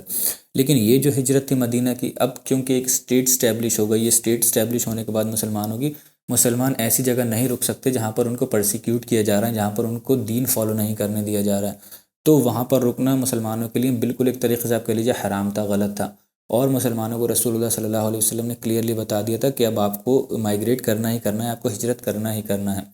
تو جب رسول اللہ صلی اللہ علیہ وسلم ہجرت کر جاتے ہیں اور صحابہ بھی ہجرت کر جاتے ہیں، تو کچھ لوگ ایسے ہوتے ہیں، گروپ ایسا ہوتا ہے جو کہ آپ کہہ لیں کہ اتنے زیادہ تقوی والے نہیں تھے، اتنے زیادہ طاقتور نہیں تھے، وہ مائیگریٹ نہیں کرتے ہیں، وہ وہیں رک جاتے ہیں، اور رسول اللہ صلی اللہ علیہ وسلم کی ان سے لیٹرز کے تھرو بات ہوتی ہے۔ جب وہ وہاں پر رکے ہوتے ہیں تو قرآن میں سورۃ النساء میں اللہ تعالیٰ یہ کلیئرلی آیت نازل فرماتا ہے۔ تو یہ اب سورۃ النساء میں غالباً 94 یا 95 آیت سے وہ چیز اس کے بارے میں اللہ تعالیٰ نازل کرتا ہے۔ اللہ تعالیٰ یہ کہتا ہے کہ جو لوگ وہاں پر رکے ہوئے ہیں اب تک، اور ان سے جب اب انہیں ہجرت کرنا ہی کرنا ہے، اور جب ان کی فرشتے جان نکال رہے ہوں گے اور وہ ظلم میں کیونکہ رہے ہوں گے، اتنا زیادہ دین فالو نہیں کر رہے ہوں گے، تو اللہ تعالیٰ فرشتے ان سے پوچھیں گے کہ تم نے کیوں اللہ تعالیٰ کی بات نہیں مانی، تم نے کیوں رسول اللہ کی بات نہیں مانی، تو وہ کہیں گے کہ ہم ایسی جگہ میں رہتے تھے جہاں پر ہمارے لیے دین فالو کرنا جو تھا وہ آسان نہیں تھا، وہ بہت مشکل تھا۔ تو وہ فرشتے ان سے کہیں گے کہ کیا تمہیں کوئی ایسی جگہ نہیں ملی دنیا میں، اللہ تعالیٰ نے کوئی ایسی جگہ نہیں تھی کہ جہاں تم ہجرت کر سکتے تھے، اور اگر تم کوشش کرتے تھوڑی بھی تو تم اس دنیا کو بہت وسیع پاتے اور بہت کشادہ پاتے، اور تم کہیں بھی ہجرت کر سکتے تھے۔ تو رسول اللہ صلی اللہ علیہ وسلم پھر لیٹر لکھ کر کے بھیجتے ہیں، اب آپ کو ہجرت کرنا ہی کرنا ہے، آپ کے اوپر کوئی اور آپ کے اوپر مطلب ایکسکیوز بچتا ہی نہیں، جب اللہ تعالیٰ نے کلیئرلی کہہ دیا ہے۔ تو اب دیکھیے اس سے یہ بھی پتہ چلتا ہے کہ رسول اللہ صلی اللہ علیہ وسلم آیتیں لکھواتے تھے، جو بہت سارے لوگ کہتے ہیں آیتیں بھی لکھواتے تھے اور حدیثیں بھی لکھواتے تھے رسول اللہ صلی اللہ علیہ وسلم صحابہ کرام سے، اور لکھوا کر لیٹر بھیجتے ہیں رسول اللہ صلی اللہ علیہ وسلم وہاں پر، تو وہاں پر جو مسلمان تھے ان تک یہ اب پہنچ جاتا ہے یہ آرڈر کہ رسول اللہ صلی اللہ علیہ وسلم اور اللہ تعالیٰ یہ فرما رہا ہے قرآن میں کہ ان کو ہجرت کرنا ہی کرنا ہے، ان کے اوپر فرض ہے، فرض عین ہے، وہ نہیں ان کے اوپر کوئی ایکسکیوز ہو سکتا۔ تو پھر بھی اس میں سے کچھ لوگ ایسے ہوتے ہیں جو آپ سوچ لیے کہ یہ سوچتے ہیں کہ جب تک ہم یہاں رہ رہے ہیں آسانی سے کسی کو پتہ نہیں ہم رہ سکتے ہیں، جب ایک بار جو رسول اللہ صلی اللہ علیہ وسلم مدینہ کا اگر غلبہ ہو جائے گا مکہ کے اوپر اور فتح پا لیں گے تو پھر ہم آ جائیں گے، ہم کہیں گے کہ ہم بھی تو مسلمان تھے۔ تو یہ مینٹیلٹی کے بھی کچھ لوگ تھے، اس وجہ سے اللہ تعالیٰ نے کلیئر کہا تھا کہ ہر مسلمان کو ہجرت کرنا ہی کرنا ہے۔ تو اس میں ایک واقعے میں کچھ لوگ ایسے بھی تھے جو بزرگ تھے، جو مطلب زیادہ اتنی ان کے اندر اطاعت نہیں تھی، طاقت نہیں تھی ان کے اندر، لیکن جب اتنا کلیئر کٹ ہے اللہ تعالیٰ کی طرف سے فیصلہ آتا ہے اور رسول اللہ صلی اللہ علیہ وسلم کہتے ہیں کہ ہر حال میں کرنا ہی کرنا ہے، تو رسول وہاں پر ایک صحابی ہوتے ہیں جن کا ایک واقعہ آتا ہے، رپورٹ ہوتا ہے، ہمیں ملتا ہے، جندہ ابن دمرہ ان کا نام تھا، جی جندہ ابن دمرہ رضی اللہ تعالیٰ ان کا نام تھا، کافی بزرگ تھے وہ، اور وہ مطلب پراپرلی چل بھی نہیں سکتے تھے، تو وہ ان کے پاس ایک غلام تھے، وہ غلام سے کہتے ہیں کہ مجھے ایک چیئر پر بٹھا لو، کرسی پر بٹھا لو، اور مجھے اٹھا کر کے وہ کہتے ہیں کہ لے کر کے چلو، میں ہجرت کروں گا، میں نہیں رک سکتا، کیونکہ جب اللہ تعالیٰ نے اتنا کلیئرلی یہاں پر کہہ دیا تو کوئی ایکسکیوز ہے نہیں ہمارے پاس، تو وہ کیونکہ کوئی غلام سے کہتے ہیں کہ تم لے کر کے جا سکتے ہو، اس کو پیسے دیں گے، جو بھی دیں گے وہ کریں گے، تو وہ غلام جب لے کر کے چلنا شروع کرتا ہے انہیں، تو مکہ کے آؤٹسکرٹس پر ہی پہنچ پاتے ہیں وہ صرف، اور ان کی جو تھی طبیعت بہت زیادہ بگڑ جاتی ہے، اور ان کی مطلب ایسا لگنے لگتا ہے کہ اب یہ بچیں گے نہیں، ان کو بھی اندازہ ہو جاتا ہے کہ میں بچوں گا نہیں، تو وہاں پر کیا کرتے ہیں، وہ کہتے ہیں کہ یا اللہ تعالیٰ میں تو ہجرت کرنا چاہ رہا تھا لیکن اب لگتا نہیں کہ میں ہجرت کر پاؤں گا، اور میں رسول اللہ صلی اللہ علیہ وسلم سے ڈائریکٹلی جا کر کے بیعت کر پاؤں گا، تو وہ کہتے ہیں کہ یا اللہ تعالیٰ، یہ اپنا ہاتھ لاتے ہیں اور دوسرا اس کے اوپر ایک ہاتھ سے پکڑتے ہیں اور کہتے ہیں کہ یا اللہ تعالیٰ یہ میری بیعت ہے رسول اللہ صلی اللہ علیہ وسلم کے لیے، اور تو اس چیز پر گواہ رہنا اللہ تعالیٰ، میں نے اپنی ہر کوشش جو کر سکتا تھا وہ کری، اور اللہ تعالیٰ میں رسول اللہ صلی اللہ علیہ وسلم سے، کیونکہ ان کو لگتا ہے میں پہنچ نہیں پاؤں گا، میں یہیں بیعت کرتا ہوں، اسی کو تو ایکسیپٹ کر لینا میرے لیے، اور یا اللہ تعالیٰ تو میری مغفرت کر دینا۔ ان کی وفات ہو جاتی ہے، تو انہی کے ضمن میں پھر اگلی آیاتیں آتی ہیں، اللہ تعالیٰ قرآن میں فرماتا ہے سورۃ النساء میں آیت نمبر 98 میں، ورس 98 میں اللہ تعالیٰ فرماتا ہے کہ آگے ایک ایکسیپشن دیتا ہے جب ان کو ہوتا ہے، تو اللہ تعالیٰ فرماتا ہے إِلَّا الْمُسْتَضْعَفِينَ مِنَ الرِّجَالِ وَالنِّسَاءِ وَالْوِلْدَانِ لَا يَسْتَطِيعُونَ حِيلَةً وَلَا يَهْتَدُونَ سَبِيلًا، یعنی کہ اللہ تعالیٰ اس میں کیا کہہ رہا ہے، ایکسیپٹ دا ہیلپ لیس مین، إِلَّا الْمُسْتَضْعَفِينَ مِنَ الرِّجَالِ، جو ہیلپ لیس ہیں بالکل، جو یا تو چل ہی نہیں سکتے، بیمار اتنے زیادہ ہیں، بہت ہی زیادہ بوڑھے ہو گئے ہیں، وہ لوگ، إِلَّا الْمُسْتَضْعَفِينَ مِنَ الرِّجَالِ وَالنِّسَاءِ، یعنی کہ عورتوں میں بھی ہو سکتے ہیں اور آدمی بھی ہو سکتے ہیں، ایسے بوڑھے، ایسے کمزور، ایسے بیمار لوگ جو ہجرت نہیں کر پائیں واقع میں، ان کو ایکسیپشن دے رہا ہے اللہ تعالیٰ یہاں پر، except helpless men, women and children, والولدان لا يستطيعون حیلة ولا يهتدون سبیلا، who cannot afford a way out، جن کو یہ راستہ، جو مطلب کوئی ان کے پاس کوئی چارہ ہی نہیں، وہ کر ہی نہیں سکتے کسی طریقے سے ہجرت، تو ان کو اللہ تعالیٰ نے یہاں پر ایکسیپشن دے دیے، تو یہ ہجرت جو تھی فرض عین تھی ہر کسی کو، پھر جتنے لوگ کر سکتے تھے، پاسبل تھے، ان لوگوں نے کی، اور اس میں صرف ایک ہی ایسے آتے ہیں جن کے بارے میں حضرت عباس رضی اللہ تعالیٰ عنہ جو رسول اللہ صلی اللہ علیہ وسلم کے چچا ہیں، تو ان کے اوپر بہت کلیئر نہیں ہے کہ انہوں نے کب اسلام قبول کیا، اس کے اوپر بہت ساری آپ کہہ لیجئے ڈسکشنز ہیں علماء اکرام کے، وہ انشاءاللہ آگے جا کر کے جب ہجرت کا واقعہ آئے گا تو اس کو ڈسکس کر لیں گے کہ انہوں نے اس وقت تک اسلام ہی نہیں قبول کیا تھا، یا انہوں نے کچھ وقت کس وقت بالکل جو ہجرت ہو رہی تھی اس سے پہلے اسلام قبول کیا تھا، یا پھر انہوں نے آخر میں جو فتح مکہ ہوا اس وقت اسلام قبول کیا تھا، تو اس کے اوپر الگ الگ علماء اکرام کی رائے ہیں کہ انہوں نے کس وقت کیا، اور کچھ علماء اکرام کا یہ بھی ماننا ہے کہ وہ رسول اللہ صلی اللہ علیہ وسلم کی اسپیشل آرڈرز پر ہی رکے ہوئے تھے، کیونکہ رسول اللہ صلی اللہ علیہ وسلم چاہتے تھے کہ ایک انسائڈر مین ہو، کہ ان کے اندر جو انسائڈ انفارمیشن پہنچاتا رہے مکہ سے کہ اب یہاں پر کیا ہو رہا ہے کیا نہیں ہو رہا ہے، تو ان کو انٹینشنلی رسول اللہ صلی اللہ علیہ وسلم نے وہاں روکا تھا۔ تو یہ بہت ساری آپ کہہ لیں ڈسکشنز ہیں، جب وہ آئے گا انشاءاللہ ہجرت کا فتح مکہ کا موقع، تو انشاءاللہ ہم اس پر ڈیٹیل سے ڈسکس کر لیں گے اس کو بھی ایک بار، کیونکہ ہم کافی اب تک ڈسکس کر چکے ہیں اس چیز کے بارے میں کافی بار بتا چکا ہوں کہ جو مدینہ تھی وہ مسلمانوں کی پہلی اسلامک اسٹیٹ تھی، پہلی اسلامی ریاست تھی، جہاں پر مسلمانوں نے اپنی جو شریعت تھی وہ نافذ کی تھی وہاں پر، اور اللہ تعالیٰ کے قوانین کے علاوہ کچھ نہیں چلتا تھا وہاں پر، اور اس کو کیونکہ وہ پہلی اسٹیٹ تھی، اب دیکھیے جو پہلی اسلامک اسٹیٹ تھی نا، بڑی آپ کہہ لیجیے سگنیفیکنٹ تھی، اور بڑی ہی مسلمانوں کے لیے بابرکت تھی۔ بابرکت کس طور سے تھی کہ اس نے جتنے بھی فارم، مطلب ہر فارم کا ریسزم ہو، نیپٹزم ہو، ٹرائبلزم ہو یا نیشنلزم، کچھ بھی چیز ہو، اس ہر چیز کو ختم کر دیا تھا، جو مکہ کے معاشرے کی بڑی ایک بری چیز تھی، بڑی خطرناک چیز تھی، جو معاشرے میں کبھی ختم ہی نہیں ہو پائی تھی، سالوں صدیوں سے چلی آ رہی تھی یہ چیز۔ ٹرائبلزم ان کے اندر بہت زیادہ تھا، ریسزم ان کے اندر بہت زیادہ تھا۔ جو ان کے غلام ہوا کرتے تھے وہ ابسینیا کے زیادہ ہوا کرتے تھے، حبشہ کے، تو جس کو آج کے زمانے میں آج تک امریکہ تک سالو نہیں کر پائی ہے۔ بلیک لائیوز میٹر کے نام سے آج بھی ان کے یہاں پروٹیسٹ چلتے ہیں، اور وہ جو تھوڑے ڈارک رنگ کے لوگ ہوتے ہیں، بلیک رنگ کے لوگ ہوتے ہیں، ان کو آج تک وہ اپنے برابر کا نہیں سمجھتے ہیں۔ لیکن آپ سوچیے 1400 سال پہلے رسول اللہ صلی اللہ علیہ وسلم نے صرف 10-12 سال کے فینومینا کے اندر ہی، ویسے تو حالانکہ آتے ہی ختم کر دیا تھا اس چیز کو، اور حضرت بلال کو اور ان لوگوں کو وہ اسٹیٹس دیا تھا، ان کو گلے لگایا تھا، اپنے ساتھ کا برابر کا مانا تھا، اور یہی چیزوں نے اپیز بھی کرا تھا حضرت بلال رضی اللہ عنہ کو کہ برابر کا اسٹیٹس، واقع بات ہے انسان تو برابر ہے، صرف کسی کے رنگ کے وجہ سے کسی کو کیسے اس کو برا یا چھوٹا سمجھا جا سکتا ہے، یا کسی نیشنل باؤنڈری کے طور پر کہ یہ فلاں جگہ پر پیدا ہوا ہے تو ہم سے چھوٹا ہے، ہم سے کم ہے اس کا اسٹیٹس۔ تو ان چیزوں کو، ساری چیزوں کو صرف اور صرف ایک ہی اکلوتی اسٹیٹ ہے جس نے پریکٹیکلی ختم کیا ہے، اور کر کے بھی دکھایا اپنے معاشرے کے اندر۔ صرف تھیوری میں نہیں دیا ہے کہ ختم کر دیں گے، لیکن اس کے یہاں مانا نہیں جاتا ہے، کیونکہ امریکہ میں بھی آپ سوچ لیے لا تو ایسا ہے، وہ کہتے ہیں کہ سارے ہی برابر ہیں ان کے لیے، لیکن برابر وہاں پر مانتے نہیں ہیں آج بھی۔ اتنا وقت گزر گیا ہے تب بھی آج بھی نہیں مانتے ہیں وہاں پر برابر، اور آئے دن آپ دیکھتے رہتے ہوں گے کیسز کے کسی وائٹ پولیس مین نے کسی جو بلیک کلر کا انسان تھا، کوئی باہر کا تھا، افریقہ کا تھا، باہر کا تھا، تو ان لوگوں کو، افریقن نیشن والوں کو بہت زیادہ برا سمجھا جاتا ہے وہاں پر، وہاں بھی، فرانس میں بھی، اور بھی جتنے بھی ویسٹرن نیشنز ہیں، یوروپین نیشنز ہیں، ان جگہ پر آج بھی اس چیز کو ان کو برابر حصے داری یا برابر ان کو اسٹیٹس نہیں ملتا، ایکول اسٹیٹس۔ لیکن پہلی جو اسلامک اسٹیٹ تھی اس نے ان ساری چیزوں کو ختم کر دیا تھا۔ کس طریقے سے ختم کیا؟ ریسزم تو میں نے آپ کو بتایا کہ اس طریقے سے ختم کیا، حضرت بلال رضی اللہ تعالیٰ عنہ کو اپنے گلے لگایا، حضرت عمار ابن یاسر جو تھے وہ بھی آپ کہہ لیجئے کہ بلیک سلیوز میں ہی آتے تھے، ان کو بھی اپنے گلے لگایا، ان کو بھی اپنے ساتھ رکھا، وہی برابر کی حصہ داری دی۔ بہت سارے آپ کو ایسے مل جائیں گے کہ جو حبشی تھے ان کو اپنے یہاں انہوں نے برابر کا حصہ دیا، رسول اللہ صلی اللہ علیہ وسلم نے اپنے ساتھ بٹھایا، اپنے ساتھ کھلایا، اور اپنے گلے سے لگایا ان کو رسول اللہ صلی اللہ علیہ وسلم نے۔ جس سوسائٹی میں ان کو اچھوت سمجھا جاتا تھا، ان سے مطلب صرف اپنے کام ہی کرائے جاتے تھے، اس سوسائٹی میں رسول اللہ صلی اللہ علیہ وسلم نے، اور صرف رسول اللہ نے نہیں، مسلمانوں نے بھی ان کو وہ اسٹیٹس دیا کہ سیدنا بلال کہتے تھے ان کو، رسول اللہ صلی اللہ علیہ وسلم اور باقی صحابہ اکرام سیدنا بلال کہہ کر کے بلاتے تھے۔ آپ سوچیے اس سے بڑا کوئی اسٹیٹس ہو سکتا ہے کہ ہمارے لیڈر، ہمارے سید بڑے ہمارے، تو اتنی ان کو اسٹیٹس ملا، اتنی زیادہ ان کو عزت دی، تو ہر فارم کا ریسزم جو تھا رسول اللہ صلی اللہ علیہ وسلم نے ختم کیا۔ اس کے ساتھ ساتھ آپ دیکھیے قریش جو تھے آپس میں ہی ٹرائبلزم ان کے اندر اتنا زیادہ تھا کہ کبھی ختم نہیں ہو پاتا تھا ان کے اندر ٹرائبلزم، ایک دوسرے سے قبیلے کے لیے لڑتے ہی رہتے تھے۔ اسلام آیا، اسلام نے آتے ہی رسول اللہ صلی اللہ علیہ وسلم نے یہ ساری چیزیں ختم کر دیں۔ اور آپ سوچیے جو میں نے واقعہ بتایا تھا کہ دارالارقم جو تھا وہ ایک، جو رسول اللہ صلی اللہ علیہ وسلم کی اینٹی ٹرائب تھی، بنو مخزوم اور بنو ہاشم کی بالکل اینٹی ٹرائب تھی، لیکن انہوں نے مدد کی رسول اللہ صلی اللہ علیہ وسلم کی۔ اور بھی جتنے قبیلے والے تھے وہ آپس میں ساتھ میں رہا کرتے تھے رسول اللہ صلی اللہ علیہ وسلم کے ساتھ، دارالارقم میں بھی اور مکہ کے اندر بھی، اور مدینہ میں تو بالکل کھل کر کے رہا کرتے تھے وہ ساتھ میں۔ تو یہ اس طریقے سے ٹرائبلزم کو بھی رسول اللہ صلی اللہ علیہ وسلم نے، اور اسلام کی جو پہلی اسٹیٹ تھی اس نے ختم کیا، اسلام نے آ کر کے ختم کیا۔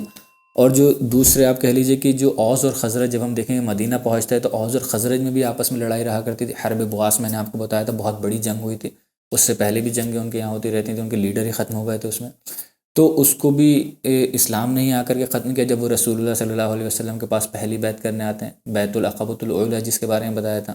اس میں اوس اور خزرج والے ایک ساتھ ہو کر کے آتے ہیں۔ پھر دوسری بیعت تو اس میں تو بہت ہی بڑی تعداد میں آتے ہیں، اور وہ ایک طریقے سے یونیفائی کرتا ہے اسلام، ان کو لا کر کے پریکٹیکلی دکھاتا ہے کہ ہاں کس طریقے سے یونیفائی کیا جاتا ہے، صرف تھیوری میں نہیں ہے، تھیوریٹیکل چیزیں نہیں ہیں بلکہ پریکٹیکل بھی ہیں یہ ساری چیزیں۔ تو وہاں پر اوس اور خزرج کو بھی، اور پھر جب اسلام وہاں پر پہنچ جاتا ہے، اسٹیٹ نافذ ہو جاتی، تو آپ دیکھیں گے کہ کس طریقے سے رہتے ہیں وہاں پر۔ اور اس کے بعد پھر یہ بھی ایک ڈویژن نہیں رہنے دیتا، ایک ڈویژن یہ پاسبل ہو سکتا تھا جو ہم سیرت میں جس کے ریمیننس دیکھیں گے بھی تھوڑے سے، اس کو بھی رسول اللہ اینڈ میں جا کر ختم کرتے ہیں، ایکسٹریم پہ جا کر کے۔ اور خطبہ حجۃ الوداع تو پھر اس کے کیا ہی کہنے، جب انشاءاللہ وہ آئے گا سنیں گے، تو اس طریقے کا کوئی خطبہ ہی نہیں ہوا ہے آج تک ہیومن ہسٹری میں۔ تو یہ ہو سکتا تھا کہ ایک قریش یعنی کہ مہاجرین اور انصار جو ہے ان کے اندر ایک ڈویژن ہو سکتا تھا، لوگوں کے اندر یہ تعصب آ سکتا تھا کہ یہ تو مہاجرین ہیں اور یہ انصار ہیں، تو اس کو رسول اللہ صلی اللہ علیہ وسلم نے پہلے ہی دن ختم کیا آ کر کے۔ جب مسجد بنی ہے تو رسول اللہ صلی اللہ علیہ وسلم نے مواخہ کروایا۔ مواخہ جو تھا وہ کیا تھا، یعنی کہ بردرہڈ تھی، اور رسول اللہ صلی اللہ علیہ وسلم نے ایک انصاری اور ایک مہاجرین کو گلے لگایا، بھائی بنایا، اسلامک بھائی بنایا، اور ان سے کہا کہ ان کی ذمہ داری تمہارے اوپر ہے، جو تمہارے اپنے لیے تم بہتر سمجھو وہ ان کے لیے بھی سلیکٹ کرنا، وہ ان کے لیے بھی چاہنا۔ تو آپ دیکھیں گے اس کے ایسے ایسے اگزامپل ملتے ہیں ہمیں کہ کچھ صحابہ اکرام نے تو اتنی ایکسٹریم پر جا کر کے انہوں نے کہا کہ میرے پاس اگر 2 گھر ہیں تو ایک گھر ان کو دے دیا، ایک اپنے پاس رکھ لیا، اور 2 بزنس سے تو ایک بزنس ان کو دے دیا، ایک بزنس اپنے پاس سنبھال لیا۔ ایون 2 بیویاں تھیں ان کی، تو انہوں نے کہا کہ میں ایک کو طلاق دے دیتا ہوں، آپ دیکھیے آپ کو کون پسند ہے، میں وہ آپ کو دے دیتا ہوں۔ اتنے زیادہ ایکسٹریم پر جا کر انہوں نے محبت دکھائی۔ حالانکہ ان صحابہ نے کہا کہ نہیں، اس کی کوئی ضرورت نہیں ہے، بس آپ مجھے رہنے کی جگہ آپ نے فراہم کرا دی، مجھے دے دیے، وہ کافی ہے میرے لیے، مجھے مارکیٹ کا راستہ بتا دیجیے، میں وہاں جا کر بزنس کروں گا، باقی ساری چیزیں میں مینیج کر سکتا ہوں اپنی۔ تو اس ایکسٹریم پر جا کر کے اس چیز کو ختم کیا اسلام نے آ کر کے وہاں پر۔ اور ایک اور جو سب سے بڑا ڈویژن تھا ان کے یہاں، قحطانی عرب کا اور عدنانی عرب کا، یعنی کہ جو قریش تھے، جو قریش مکہ تھے، وہ عدنانی عرب ٹرائب میں سے آتے تھے۔ اگر شروعات کی جو 2 کلاسز میں نے آپ کو کی تھیں، اس میں نے بتایا تھا، بہت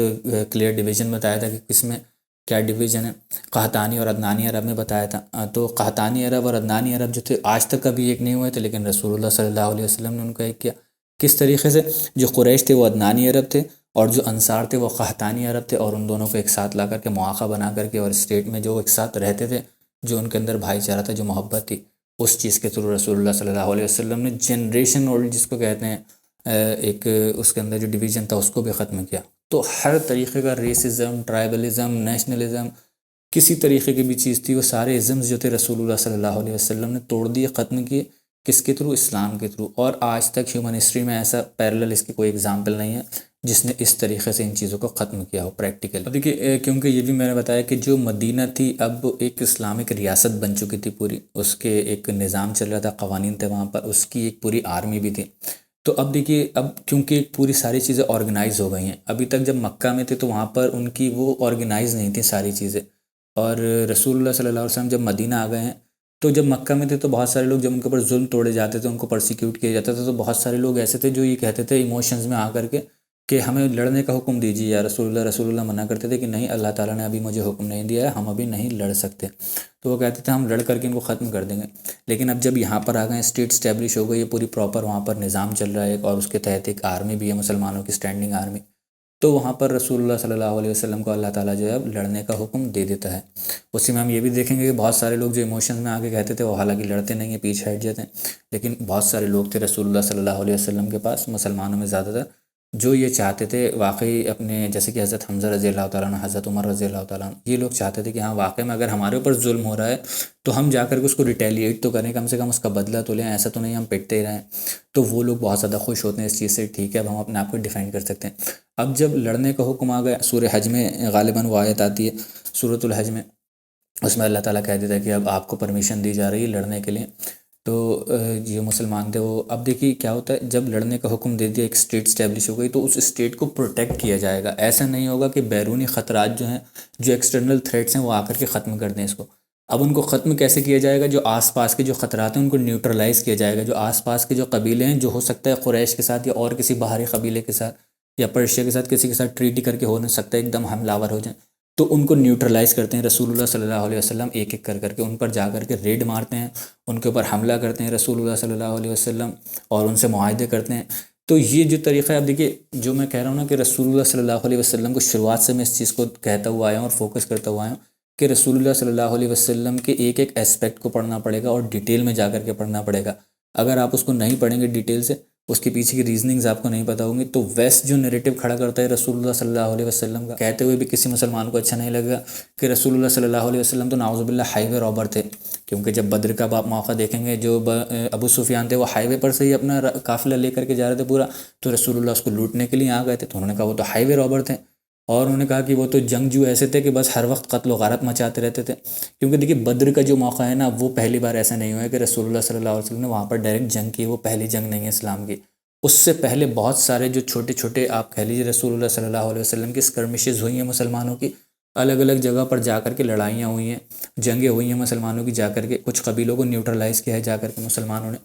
کم سے کم اگر منیمم بھی لیں گے آپ 8 سے 10 12 تک ہی آتی ہیں کہ اس سے پہلے جنگیں ہوئی ہیں، بدر سے پہلے، پری بدر جس کو کہتے ہیں۔ آپ کو الرحیق المختوم میں بھی مل جائے گا، آپ کو ابن اسحاق میں مل جائے گا، کسی بھی سیرت کی کتاب میں آپ پڑھیں گے سب کو مل جائیں گے آپ کو، سریۃ النقلہ، بہت سارے ایسے آپ کو سریات مل جائیں گے، چھوٹی چھوٹی اسکرمشز جو ہوئی ہیں مسلمانوں کی، اور رسول اللہ کے آرڈر پر گئے ہیں وہ وہاں پر، صحابہ اکرام جو گئے ہیں 8 10 جاتے تھے کسی جگہ پر، کسی جگہ پر 2 3 ہی جاتے تھے۔ تو وہ جب تک آپ نہیں سمجھیں گے ایک اسٹیٹ کیا ہوتی ہے، اس کو کس طریقے سے مینٹین کیا جاتا ہے، یا کیا ایکسٹرنل تھریٹس ہیں، ایکسٹرنل تھریٹس کو کس طریقے سے نیوٹرلائز کیا ہے، وہ آپ چیزیں نہیں پڑھیں گے، تو جس طریقے سے ہمارے یہاں رسول اللہ کا ایک کریکٹر پورٹری کیا جاتا ہے کہ رسول اللہ تو صرف رحمت للعالمین تھے، اور فیک ان کی طرف جو آپ کہہ لیجیے چیزیں بتائی جاتی ہیں کہ ایک گال پہ کوئی مارے تو دوسرے گال پر تم اپنے چانٹ کھا لو اور برداشت کر لو، صرف برداشت کرتے رہو۔ دیکھیے کوئی بھی اسٹیٹ کا لیڈر ہو وہ اس طریقے سے کسی اسٹیٹ کو نہیں چلا سکتا۔ آپ کسی بھی اسٹیٹ کی آپ سوچ لیں، اس ماڈرن ورلڈ میں بھی آپ اگر جس جگہ پر رہ رہے ہیں، ہم انڈیا میں رہ رہے ہیں، تو وہاں کے لیڈر سے آپ یہ ایکسپیکٹ نہیں کر سکتے کہ کوئی اگر مان لیجیے چائنا سب سے بڑا تھریٹ ہے یا پاکستان سب سے بڑا تھریٹ ہے، تو وہ یہ نہیں آپ ایکسپیکٹ کر سکتے کہ جو یہاں کا لیڈر ہے وہ یہ کہے اگر چائنا آ کر کے ایک چانٹ مارے آپ کے تو آپ دوسرا گال دے دو اس پر مارنے کے لیے کھڑے ہو جاؤ۔ وہ یہ کہے گا کہ وہ ایک مارتا ہے آپ کے، آپ 10 ماریے، اس کو واپس کریے، ریٹیلیٹ کریے اس کے پیچھے، تاکہ وہ اگلی بار آپ کو مار نہیں سکے، آپ کی طرف آ نہیں سکے، بڑھ نہیں سکے، آپ کی اسٹیٹ کی طرف نظر نہیں اٹھا سکے۔ اس کو پتہ ہو کہ اگر میں ان کی طرف جاؤں گا تو مجھے اتنے زیادہ خطرات ہیں، یہ ریٹیلیٹ کریں گے اور بہت برے طریقے سے مجھے ماریں گے، چھوڑیں گے نہیں۔ تو یہی آپ لیڈر سے ایک ایکسپیکٹ کرتے ہیں۔ تو ٹھیک وہی رسول اللہ صلی اللہ علیہ وسلم جو اس کائنات کے سب سے بڑے لیڈر ہیں، جن کو اللہ تعالیٰ کہہ رہا ہے کہ وہ آپ کے ایک اصل لیڈر ہیں، آپ کے لیے اسوہ ہیں، تو ایسا اسوہ تو نہیں ہو سکتا کسی پوری مسلمان امت کے لیے، جنریشن کے لیے، 1.25 بلین لوگوں کے لیے، 1.3 بلین لوگوں کے لیے، کہ وہ ایسا ہو کہ وہ ریٹیلیٹ کرنا نہیں جانتا ہو، ایک ماریں تو کہ دوسرے گال پر بھی مار لو آ کر کے۔ تو اتنا بھی آپ سمجھ لیجیے کہ ایسا نہیں ہو سکتا۔ تو اسی چیز کو سمجھنا ہوگا، جب ویسٹ آپ کے سامنے یہ نیریٹو کھڑا کرے گا تو آپ بھی کہہ سکتے ہیں کہ آپ بتائیے پھر کیا کرنا چاہیے تھا ایک لیڈر کو۔ اور کہتا بھی کون ہے؟ ویسٹ، جو کہ پورے مڈل ایسٹ کو تباہ کر چکا ہے، ان کو مطلب لبرلزم کے نام پر، ڈیموکریسی لانے کے نام پر، یا آپ کہہ لیجیے کہ ان کے یہاں فریڈم کے نام پر ان کو برباد کر چکا ہے۔ فیک نیریٹو کھڑے کر کر کے ویپنز آف ماس ڈسٹرکشنز ان لوگوں کے پاس، غریب لوگ جن کے پاس کھانے پینے کے لیے کچھ نہیں، ان کے پاس کہا کہ ویپنز آف ماس ڈسٹرکشن ہے، گھس گیا، ان جگہوں کو برباد کر دیا، وہاں کا جو پورا آئل ریزروز تھے وہاں پہ ان کو لوٹ لیا، اپنے یہاں پورے جمع کر لیے۔ تو اس کے پیچھے پورا ایک نیریٹو ہوتا ہے، دکھانے کے لیے، پبلک کو دکھانے کی چیز کچھ اور ہوتی ہے، اور وہ اصل میں اس کے پیچھے چل کچھ اور رہا ہوتا ہے معاملہ۔ تو یہ ساری چیزیں جب تک آپ نہیں سمجھیں گے تو ہو سکتا ہے آپ ویسٹ کا جو نیریٹو ہے رسول اللہ صلی اللہ علیہ وسلم کو لے کر کے، ہو سکتا ہے، کیونکہ بہت سارے آپ دیکھیں گے اس ماڈرن ایج میں بہت سارے لوگ، مسلمان خاص طور سے، ایتھیزم کی طرف جا رہے ہیں، ایتھیسٹ ہوتے جا رہے ہیں۔ وہ انہی چیزوں کی وجہ سے ہو رہے ہیں کہ ان کے پاس پراپر آنسرز نہیں ہیں ان چیزوں کو، ان کو پتہ نہیں ہے، اور وہ ویسٹ کے نیریٹو میں فال کر جاتے ہیں، اور وہ رسول اللہ صلی اللہ علیہ وسلم کے کریکٹر کو اس طریقے سے ڈیفینڈ نہیں کر پاتے ہیں جس طریقے سے ان کو ڈیفینڈ کرنا چاہیے۔ تو یہ ساری چیزیں جب آپ سیرت ڈیٹیل سے پڑھیں گے تو آپ کو پتہ ہوں گی۔ پھر سے ایک بار میں کہوں گا کہ سیرت پڑھنے کا ایک اور فائدہ، جو ڈیٹیل سیرت پڑھنے کا فائدہ ہے، وہ یہ بھی ہے کہ ہم رسول اللہ صلی اللہ علیہ وسلم کے آنر کو اور کریکٹر کو ڈیفینڈ کر سکتے ہیں۔ اب دیکھیں، یہ کچھ امپورٹنٹ چیزیں تھیں جو ڈسکس کرنا ضروری تھیں، وہ ڈسکس کر لیے۔ تو ہم پچھلی کلاس میں ہم نے جہاں تک ڈسکس کیا تھا کہ رسول اللہ صلی اللہ علیہ وسلم وہاں سے چلے گئے اور قباء گئے۔ جو رسول اللہ صلی اللہ علیہ وسلم نے پہلے پلان یہی کیا تھا کہ قباء میں سارے لوگ جا کر کے رکیں گے، مسلمان جو لوگ پہلے ہجرت کر چکے تھے وہ وہاں کر قباء میں رکے ہوئے تھے، اور قباء میں رسول اللہ صلی اللہ علیہ وسلم جو ہے ربیع الاول کے مہینے میں پہنچتے ہیں، منڈے میں۔ ایگزیکٹلی کوئی تاریخ نہیں آتی، الگ الگ جگہوں پر اختلاف آتا ہے، کسی میں آتا ہے 2 ربیع الاول، کسی میں آتا ہے 8 ربیع الاول، کسی میں آتا ہے 12 ربیع الاول۔ تو کوئی بھی تاریخ ہو سکتی ہے، تاریخ کا کوئی اتنا وہ نہیں، لیکن آتے رسول اللہ صلی اللہ علیہ وسلم ربیع الاول کے ہی مہینے میں ہیں۔ اور رسول اللہ صلی اللہ علیہ وسلم قباء میں جب آتے ہیں، رکتے ہیں وہاں پر، کچھ روایتوں میں آتا ہے کہ رسول اللہ 4 دن رکے، اور کچھ روایتوں میں آتا ہے 10 سے 12 یا 11 دن رکے۔ تو الگ الگ روایتوں میں الگ الگ طریقے آتے ہیں، کیونکہ ڈیٹس کے بارے میں پہلے بھی بتا چکا ہوں، اتنا زیادہ پہلے نوٹس نہیں کرتے تھے، لکھتے نہیں تھے، کیلنڈرز نہیں تھے ان کے اپنے وہاں پر، تو ڈیٹس میں فرق ہوتا ہی ہے، جتنے بھی ہمیں ہسٹوریکل چیزیں ملیں گی۔ اس میں ہمیں عروہ ابن زبیر کی ایک نریشن ملتا ہے، وہ بتاتے ہیں کہ جب مدینہ کے جو لوگ تھے ان لوگوں نے جب سنا کہ رسول اللہ صلی اللہ علیہ وسلم مدینہ آنے والے ہیں اور مکہ سے نکل چکے ہیں، ہجرت کر دی ہے رسول اللہ صلی اللہ علیہ وسلم نے، تو کہتے ہیں کہ روز حرہ تک آیا کرتے تھے۔ قباء کے بھی آگے ایک جگہ ہے حرہ، وہ کہتے ہیں حرہ تک وہاں پر جایا کرتے تھے رسول اللہ صلی اللہ علیہ وسلم کے انتظار میں، کہ شاید آج رسول اللہ صلی اللہ علیہ وسلم ہمارے تک آ جائیں گے، پہنچ جائیں گے، ہم رسول اللہ صلی اللہ علیہ وسلم کا ویلکم کریں گے، سواگت کریں گے ان کا۔ تو رسول اللہ صلی اللہ علیہ وسلم کے انتظار میں آتے تھے۔ اس میں یہ بھی رپورٹس میں آتا ہے کہ نئے نئے کپڑے پہن کر آتے تھے زیادہ تر لوگ، اور رسول اللہ صلی اللہ علیہ وسلم کا انتظار کرتے تھے، بچے بھی ہوتے تھے وہاں پر، اور عورتیں بھی چھتوں پر اپنے چڑھ جایا کرتی ہیں دیکھنے کہ کون آ رہا ہے، اور وہاں پر 3-4 دن ایسے انتظار کرتے ہیں رسول اللہ صلی اللہ علیہ وسلم کا، لیکن نہیں آتے ہیں۔ تو جب گرمی بہت زیادہ بڑھ جاتی ہے تو وہ واپس چلے جاتے ہیں، اس وجہ سے دوپہر میں ان کے پاس کوئی اور چارہ نہیں ہوتا۔ تو ایک دن، تیسرے چوتھے دن جب وہ دیکھنے آتے ہیں رسول اللہ صلی اللہ علیہ وسلم کو نہیں ملتے ہیں، تو وہ واپس جا رہے ہوتے ہیں، گرمی کافی بڑھ چکی ہے، دوپہر کا وقت ہو چکا ہوتا ہے۔ جب جا ہی رہے ہوتے ہیں تو ایک یہودی اپنے پیڑ پر چڑھا ہوا ہوتا ہے، کھجور کے پیڑ پر کھجوریں توڑ رہا ہوتا ہے، تو وہ دور سے دیکھتا ہے کہ کوئی 2-3 لوگ آ رہے ہیں، اور رسول اللہ صلی اللہ علیہ وسلم وائٹ کپڑے پہنے ہوئے تھے، حضرت ابوبکر رضی اللہ تعالیٰ عنہ اس وقت۔ تو وہ خوشی میں چیخ مار کر کے کہتا ہے کہ اے عرب والو، اے عرب کے لوگوں، یا معاشر العرب، کہ تمہارا جو بادشاہ ہے وہ آ گیا ہے، اس کی خیر مقدم کرو، اس کا سواگت کرو۔ یعنی کہ انہوں نے دور سے دیکھ لیا تھا، کھجور کے پیڑ کے اوپر تھے. دیکھیے وہ وہاں پر یہودی جو تھا وہ کیونکہ لوگ آ رہے تھے روز دیکھنے کے لیے، ایک ایکسائٹمنٹ تھا، تو اسی ایکسائٹمنٹ میں اس نے آواز مار کر کے ان کو بتایا تھا. اور وہ رسول اللہ صلی اللہ علیہ وسلم کو دیکھیے ابھی تک وہ بادشاہ سمجھ رہا تھا، کیونکہ ان کے یہاں ہمیشہ سے بادشاہ ہی ہوا کرتے تھے. جو رومن امپائر کی اگر آپ ہسٹری پڑھیں گے تو وہاں پر انہوں نے بادشاہوں نے ہی ان کو زیادہ تر لیڈ کیا ہے یہودیوں کو. تو وہ بادشاہ ہی سمجھتے ہیں، حالانکہ اس کو نہیں پتہ کہ رسول اللہ صلی اللہ علیہ وسلم جو ہیں اللہ کے نبی ہیں اور کیا اسٹیٹس رکھتے ہیں مسلمانوں کے لیے. وہ آگے آنے والے دنوں میں کلیئر ہو جائے گا. تو وہ جو مسلمان لوگ تھے وہاں پر آئے ہوئے تھے، جو انصار کے لوگ تھے، وہ بہت زیادہ خوش ہوتے ہیں، نئے کپڑے پہنے ہوئے ہوتے ہیں. اور مطلب اب جیسے کہتے ہیں کہ بہت ایکسائٹمنٹ کا ایک ماحول بن جاتا ہے، بہت خوشی کا چیئرفل ماحول جو ہوتا ہے. وہاں پر بچے خوش ہو رہے ہوتے ہیں، کھیل رہے ہوتے ہیں، بھاگ رہے ہوتے ہیں، جو لوگ ہوتے ہیں نئے کپڑے پہن کر آئے ہوتے ہیں، اور عورتیں کچھ ڈھول بجا رہی ہوتی ہیں. اس میں ایک چیز یہ ڈسکس کرنا ضروری ہے کہ آپ نے بہت مشہور ہے، شروع سے سنا ہوگا کہ جب رسول اللہ صلی اللہ علیہ وسلم آئے تھے مدینہ، تو رسول اللہ صلی اللہ علیہ وسلم کے لیے جو عورتیں تھیں وہاں پر بچے جو تھے وہ گانا گا رہے تھے، ڈھول بجا رہے تھے، ڈف بجا رہے تھے اور گانا گا رہے تھے. اور وہ گانا جو تھا وہ تھا طلع البدر علینا من ثنیات الوداع وجب الشکر علینا ما دعا للہ دا. بہت مشہور ہے یہ طلع البدر علینا. تو کہتے ہیں کہ وہ اس وقت گا رہے تھے. حالانکہ ہمیں کسی بھی اوتھینٹک ڈیٹیل سے یہ نہیں ملتا ہے کہ وہاں پر عورتوں نے یہ گانا گایا رسول اللہ صلی اللہ علیہ وسلم کے لیے، بچوں نے وہاں پر. تو بہت کامن سی چیزیں جو کہ میں نے کہا نا کہ یہ سیرت میں جتنی اوتھینٹک چیزیں ہوں گی وہی میں بتاؤں گا. تو یہ ہمیں کسی بھی اوتھینٹک روایت سے نہیں ملتے. اور اس کے علاوہ اگر ہم لاجیکلی بھی دیکھیں تو یہ ہمیں صحیح نہیں لگتا ہے، کیونکہ جو اس میں کہتے ہیں نا طلع البدر علینا من ثنیات الوداع،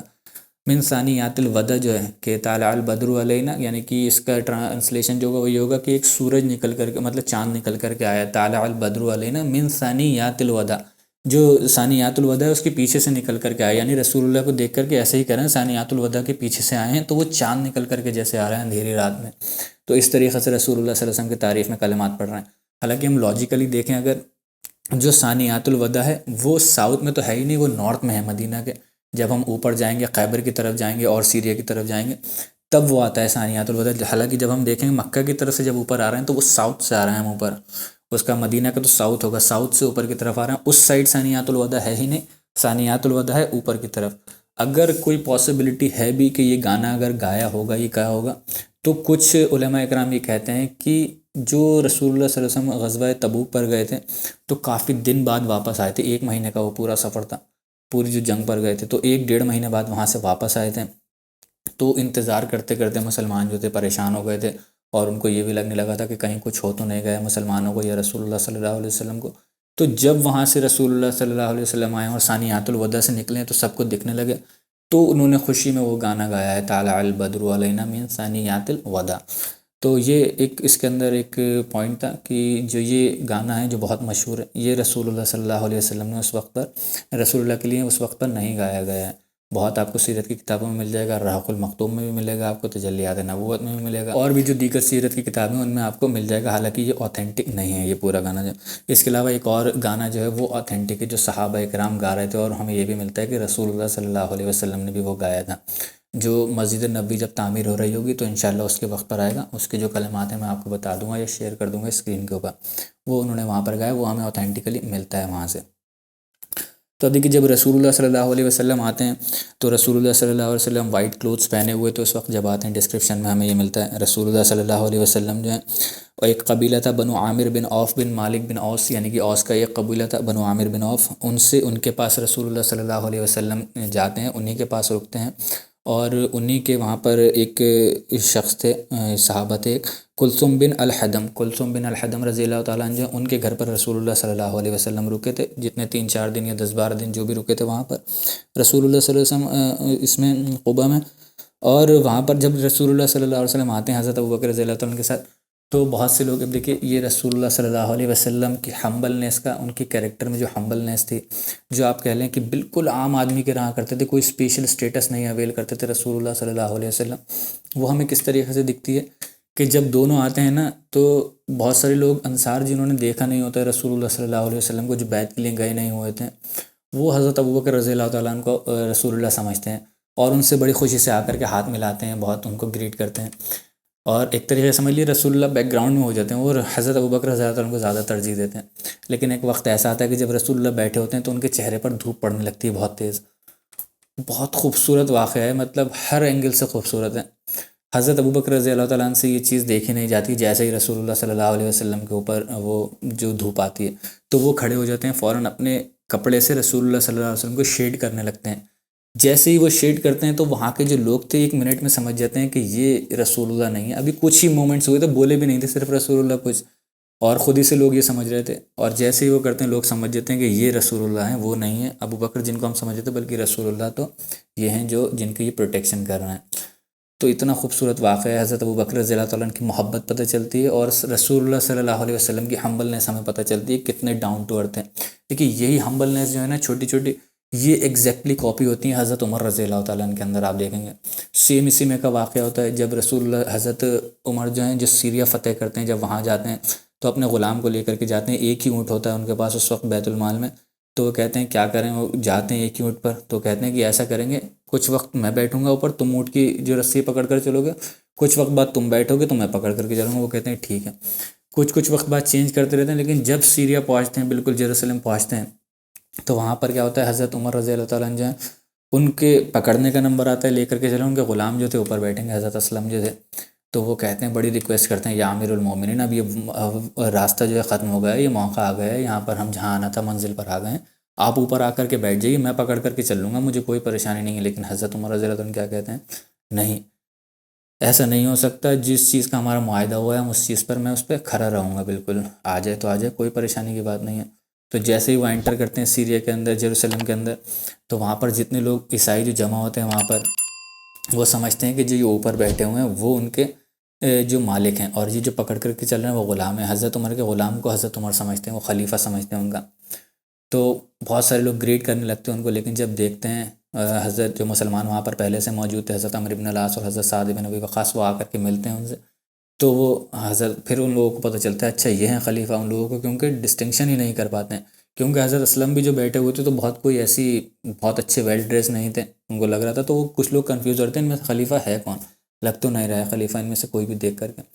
تو یہ ہمبلنس کا جو بالکل رسول اللہ صلی اللہ علیہ وسلم کی ہمبلنس حضرت عمر رضی اللہ تعالیٰ عنہ بالکل کاپی ہوتی ہے۔ اور بھی بہت سارے واقعات آتے ہیں، میں پہلے بھی بتا چکا ہوں، اور انشاءاللہ آگے سیرت میں جا کر کے آئیں گے تو وہ بتاؤں گا۔ جو رسول اللہ صلی اللہ علیہ وسلم جو تھے نا، اسوۃ حسنہ، ہم تو صرف کہنے میں ہی ان کو مانتے ہیں کہ ہاں ایک آیت ہے قرآن میں اسوۃ حسنہ ان کو کہا گیا ہے،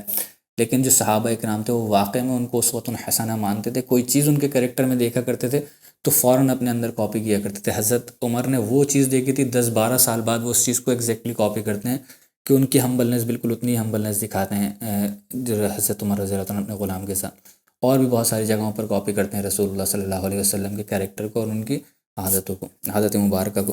تو یہ یہاں پر بہت خوبصورت واقعہ ہوتا ہے، جہاں پر وہ صاحب جو انصار تھے وہ یہ سمجھتے ہیں حضرت ابوبکر رضی اللہ تعالیٰ عنہ خلیفہ ہیں، یعنی کہ رسول اللہ ہیں، اور وہ کنفیوز ہو جاتے ہیں۔ اور دیکھیں رسول اللہ صلی اللہ علیہ وسلم اپنے پیچھے حضرت ابوبکر رضی اللہ عنہ کی فیملی اور حضرت علی کو چھوڑ کر کے آئے تھے، تو حضرت ابوبکر رضی اللہ تعالیٰ عنہ کی فیملی تو نکل جاتی ہے وہاں سے کچھ دن بعد ہی، جب ان کو پتہ چلتا ہے کہ رسول اللہ نکل گئے غار ثور سے،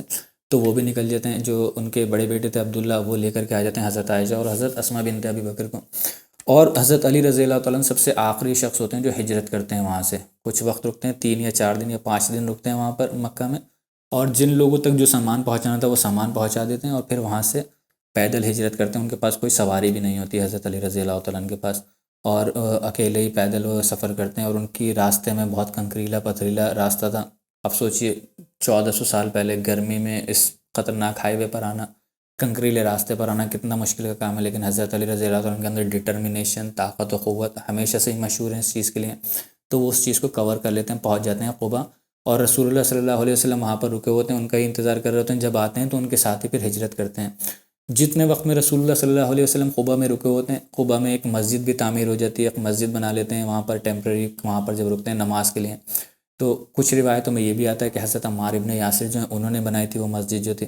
تو پہلی اسلام کی جو مسجد بنائی گئی پائیٹی پر بنائی گئی ہے، جس کے بارے میں آگے جا کر بھی ذکر ہوگا، تقوی پر جو بنائی گئی ہے وہ مسجد تھی، مسجد قباء، اور وہاں پر پڑھتے ہیں مسلمان نماز، جتنے دن بھی وہاں پر رکتے ہیں رسول اللہ بھی وہیں نماز پڑھتے ہیں، آج کے دن بھی وہ مسجد موجود ہے۔ جب جو لوگ وہ حج کے لیے جاتے ہیں وہ مسجد القباء ضرور جاتے ہیں، مدینہ کے پاس ہی آؤٹسکرٹس میں ہی ہے، وہاں پر رسول اللہ رکے ہوئے تھے۔ دیکھیے رسول اللہ صلی اللہ علیہ وسلم فرائیڈے کو یہ ڈیسائیڈ کرتے ہیں کہ ہم جو ہیں مدینہ میں انٹر کریں گے، اور فرائیڈے میں جب جاتے ہیں صبح صبح نکلتے ہیں، اس کے بعد راستے میں ظہر کی نماز کا وقت ہو جاتا ہے، جمعہ کی نماز کا وقت ہو جاتا ہے، تو رسول اللہ صلی اللہ علیہ وسلم بیچ میں ایک ویلی پڑتی ہے، ایک وادی پڑتی ہے، وادی جو تھی بنو سالم بن عوف کی تھی، جن کے ساتھ رسول اللہ صلی اللہ علیہ وسلم رکے تھے، بنو عمر بن عوف کے ساتھ، انہی کے ایک قبیلے کی سب ٹرائب کہہ لیجیے، ان کے ٹرائب کے پاس وہ وادی تھی بنو سالم بن عوف، وہاں پر رک کر کے رسول اللہ صلی اللہ علیہ وسلم جمعہ کی نماز کا اہتمام کراتے ہیں۔ کافی سارے لوگ رسول اللہ صلی اللہ علیہ وسلم کے ساتھ تھے۔ یہ پہلی بار رسول اللہ صلی اللہ علیہ وسلم نے جمعہ کی نماز پڑھائی تھی، خطبہ دے کر کے رسول اللہ صلی اللہ علیہ وسلم نے خطبہ دیا۔ جتنے بھی صحابہ کرام تھے وہاں پر پہلی بار یہ انسٹنس ہے جہاں پر رسول اللہ صلی اللہ علیہ وسلم نے نماز پڑھائی ہے۔ اس سے پہلے حضرت مصعب بن عمیر نے پڑھائی تھی، اس کے بعد رسول اللہ صلی اللہ علیہ وسلم کا یہ پہلا انسٹنس ہے۔ اور اس کے بعد رسول اللہ صلی اللہ علیہ وسلم جو وہ مدینہ میں انٹر کرتے ہیں، اور مدینہ میں انٹر کرنے کے بعد کافی، اب دیکھیے کلاس کافی زیادہ لمبی ہو گئی ہے، جو اس کے واقعات ہوں گے انشاءاللہ وہ ہم اگلی کلاس میں ڈسکس کریں گے، اور کیسے رسول اللہ صلی اللہ علیہ وسلم وہاں پر رکتے ہیں، کس کے گھر جانا ڈیسائیڈ ہوتا ہے، اور پھر وہاں پر جو مسجد تعمیر ہوتی ہے مسجد نبوی، اور اس کے بارے میں بھی انشاءاللہ ہم ڈیٹیل سے ڈسکس کریں گے۔ اور جو تھوڑی دیر پہلے میں نے آپ کو بتایا تھا کہ رسول جو Islamic state, first Islamic state جو نافذ ہوتی ہے وہاں پر اسٹیبلش ہوتی ہے مدینہ میں، وہاں پر رسول اللہ صلی اللہ علیہ وسلم جا کر کے میثاق مدینہ لکھتے ہیں، یعنی کہ کانسٹیٹیوشن لکھا جاتا ہے مدینہ کا، کہ کیا کیا قوانین ہوں گے یہاں پر، کس طریقے سے، اور قوانین تو حالانکہ وہ سب قرآن سے ہی ہوتے ہیں، لیکن ان کو اسٹیبلش کر دیتے ہیں، پیپر پر لکھ دیا جاتا ہے، مسلمانوں کے لیے بھی اور یہود کے لیے بھی کلیئرلی ڈیفائن ہو جاتی ہیں وہاں پر ساری چیزیں۔ تو ان سب کی جو ڈیٹیلز ہوں گی وہ انشاءاللہ ہم اگلی کلاس میں ڈسکس کریں گے۔ آج کی کلاس کے لیے اتنا ہی۔ اللہ تعالیٰ سے دعا ہے کہ اس میں جو میرے کہنے میں، آپ کے سننے میں جو بھی غلطیاں ہو گئی ہوں، اللہ تعالیٰ ہمارے دلوں سے معاف عطا فرمائے۔ اللہ تعالیٰ مجھے کہنے سے زیادہ، آپ کو سننے سے زیادہ عمل کرنے کی توفیق عطا فرمائے۔ سبحانک اللہم و بحمدک، اشہد ان لا الہ الا انت، استغفرک و اتوب الیک، وما علینا الا البلاغ المبین۔ جزاکم اللہ خیرا و احسن الجزاء۔